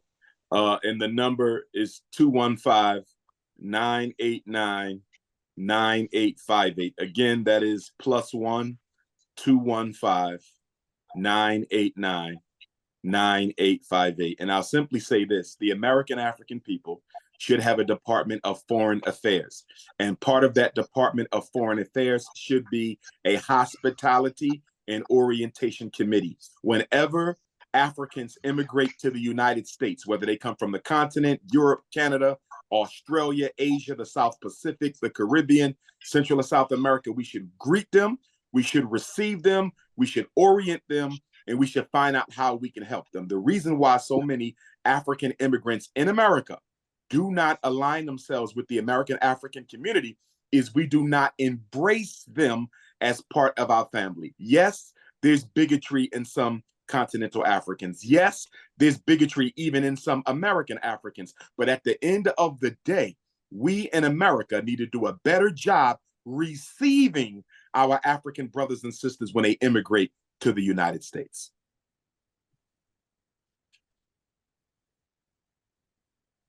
Thank you so much, Dr. Omar. And Nina, you wanted to comment on that? Well, I just wanted to say I agree with him wholeheartedly. I mean, I think what Bishop said as far as solidarity is what we need to walk away with. And earlier, I was embraced by a village in Ghana to be their development queen. And so that solidarity between me as a Black American and Ghanaian community is happening.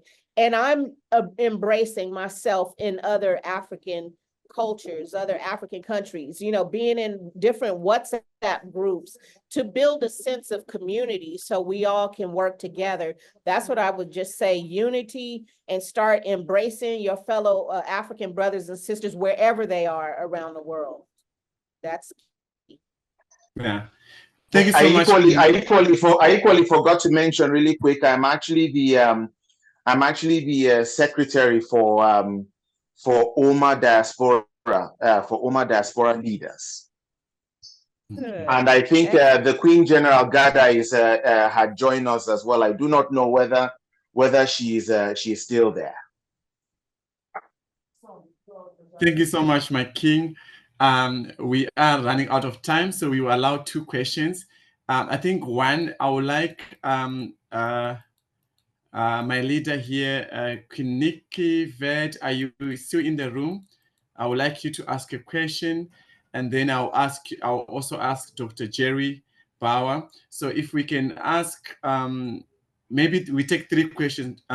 Nikki Ved in that order, Jerry Bauer, and Muchine Ripi Mutama. If you can ask the questions once, and then our leaders here, our speakers will respond so that we can round up. We are running out of time. So in that order, Nikki Ved, Jerry Bauer, and Muchine Ripi Mutama. Thank you. 1 minute each. Thank you. Please enable Nikki, you want to chat. go first? Yes. Network. Please enable chat. Oliver. I wasn't looking forward to asking any questions. However, I feel very grateful to be part of the audience tonight. Having to listen to 2 of the Pan-Africanists that I admire so much in the social media space, and having to be in the same room with them is quite humbling.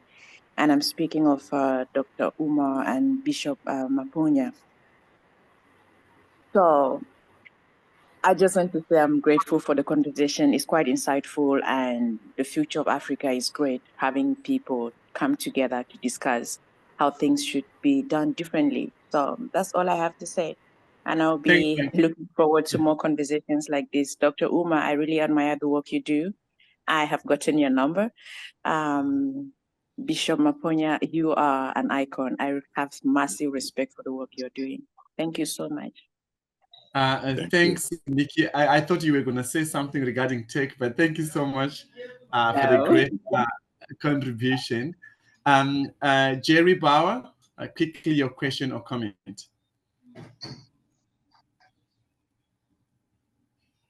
Is Jerry still with us? Okay. Mushinari Mutama. Can you hear me? Oh, yes. Okay. Yes, we can hear you. Can you hear Thank me? you. Yes. Yes.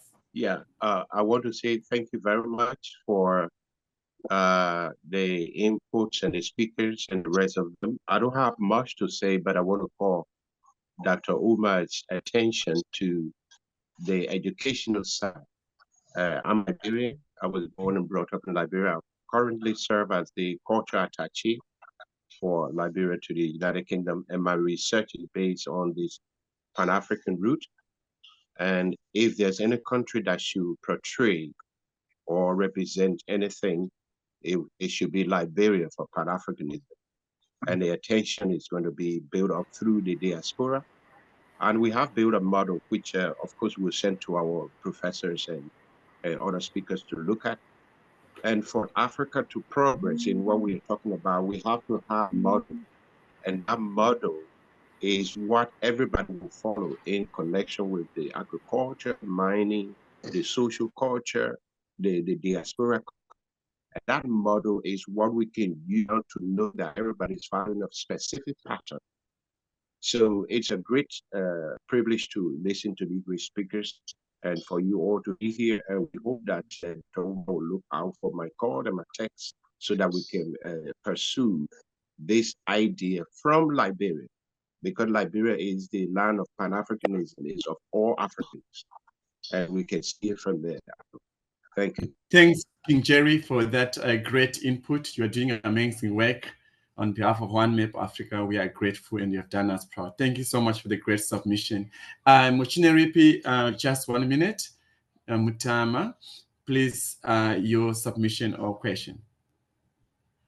Oh, thank you very much, the host, and I would like to welcome and thank Dr. Uma, Professor Lumumba, and Bishop Maponga for accepting.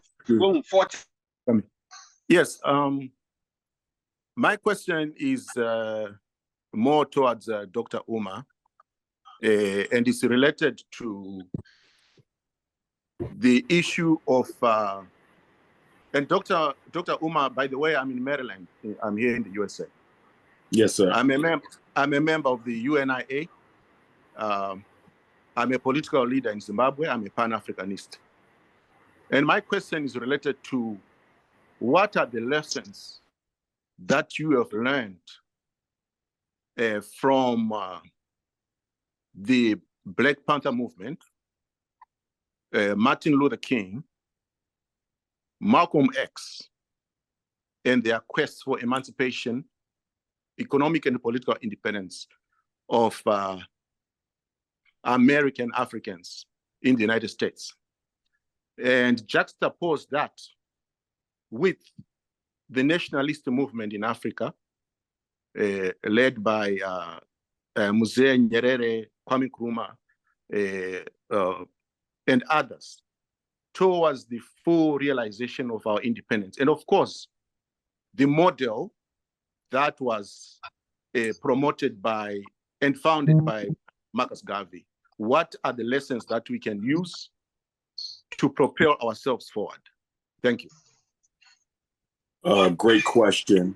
For the sake of time, I would say the lessons, 3 of the biggest lessons I've learned from Dr. King, Brother Malcolm, the Black Panther Party. Number 1, we cannot let personal contradictions and conflicts take precedence over the liberation struggle. That is 1. Number 2, white people are always going to be white people, and we should never include them in our struggle. Number 3, our struggle need to be completely independently financed and controlled by African people in order for it to be honestly and justly called an African struggle. So if the money isn't Black, if the leadership isn't Black, it's not a Black organization. And juxtaposing that with the movements on the continent, I really see them both as 2 halves to the same whole. I think one of the biggest contradictions of Pan-Africanism then, back in the 60s and now in the 21st century, is we lack a global operational struggle, which is something that Bishop Maponga spoke to earlier. We must make sure that Pan-Africanism is more than theory, that Pan-Africanism is more than philosophy. We need that global Black print that we can initiate and put into action right now, because everybody's ready. Pan-Africanism has not been at this height of consciousness or at this level of consciousness within the African dialogue for quite some time. So the people are in fact ready. As I said earlier, the average age in Africa is 19. Africa is mostly babies. We can train those babies. We can educate those babies. We can Pan-Africanize those babies, but we got to get into the action. We need an operational program. We must move beyond the philosophy.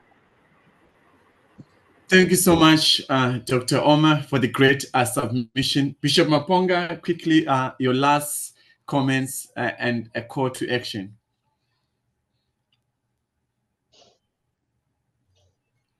Is Bishop Maponga still with us? Okay. Queen Nina, while we're waiting for Bishop Maponga, can you guide us on as we round up? I think we only left with 12 minutes. Sure. Sure. I didn't want to. Can you guys hear me? You can hear me? Yes. Yes. An announcement to everybody here, especially those who are in Africa, based on what Dr. Umar, we are one when you think about the spirit of Pan-Africanism. And me in the diaspora, something that I personally through when interacting with Africans, especially if we're talking about development or the country's needs, is each African feels like their country is the best. I hear, so much about Nigeria talking about Ghana and Ghana saying something about Nigeria. I was talking to someone today from Togo, a friend of mine, and he asked me to bring development to Togo. And he said, Togo is the best country out of all of them, Queen Mother. There is no best country when it comes to Africa. Here in the US, I'm from California. I don't think my state is any better than Utah or Delaware or, DC. It's like, it's all America. So let's think that way. We're all Pan-Africans. We're all Africans. No country is better than the other. Please. I just wanted to leave with that. Thank you so much, my queen. You have done us proud for those great submissions. Bishop Maponga is back. Bishop, do you want to your last comments as well as a call to action in terms of the way forward? I'm not sure if you are able to speak. You are muted.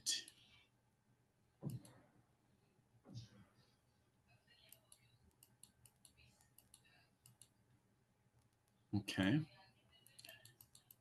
I'm not sure if Bishop is having issues with his network. Queen Nina, who is doing the closing remarks? Henry, if we can have Henry to the mic for our closing remarks. Thank you, everyone who has stayed on this long. Let's give another round of applause to wonderful speakers. Thank you, Dr. Umar Ifatu.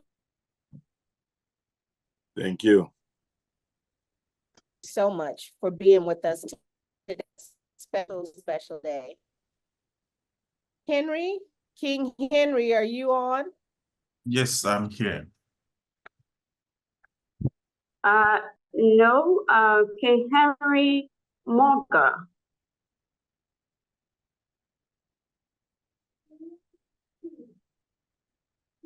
The mobilization King Henry, team. are you there? Anybody from the mobilization team other than King Henry Morga? All right, then Queen Achula, why don't you close us out? Okay, all right. So can you hear me? We hear you. Yes. Okay. First off, I want to say thank you to our great speakers.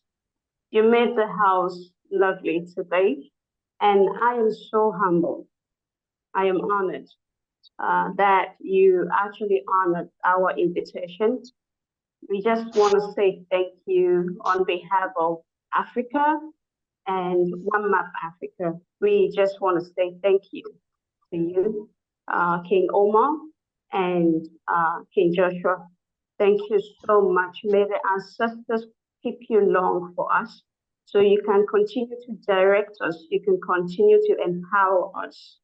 Yeah, we have a lot of problems on the continent, but with your guidance, we will definitely find our feet. The biggest problem that I think we should address first is the seed bank. We do not have a seed bank, and fortunately, our kings have actually addressed on agriculture. This is the stand that Omar is taking in this venture.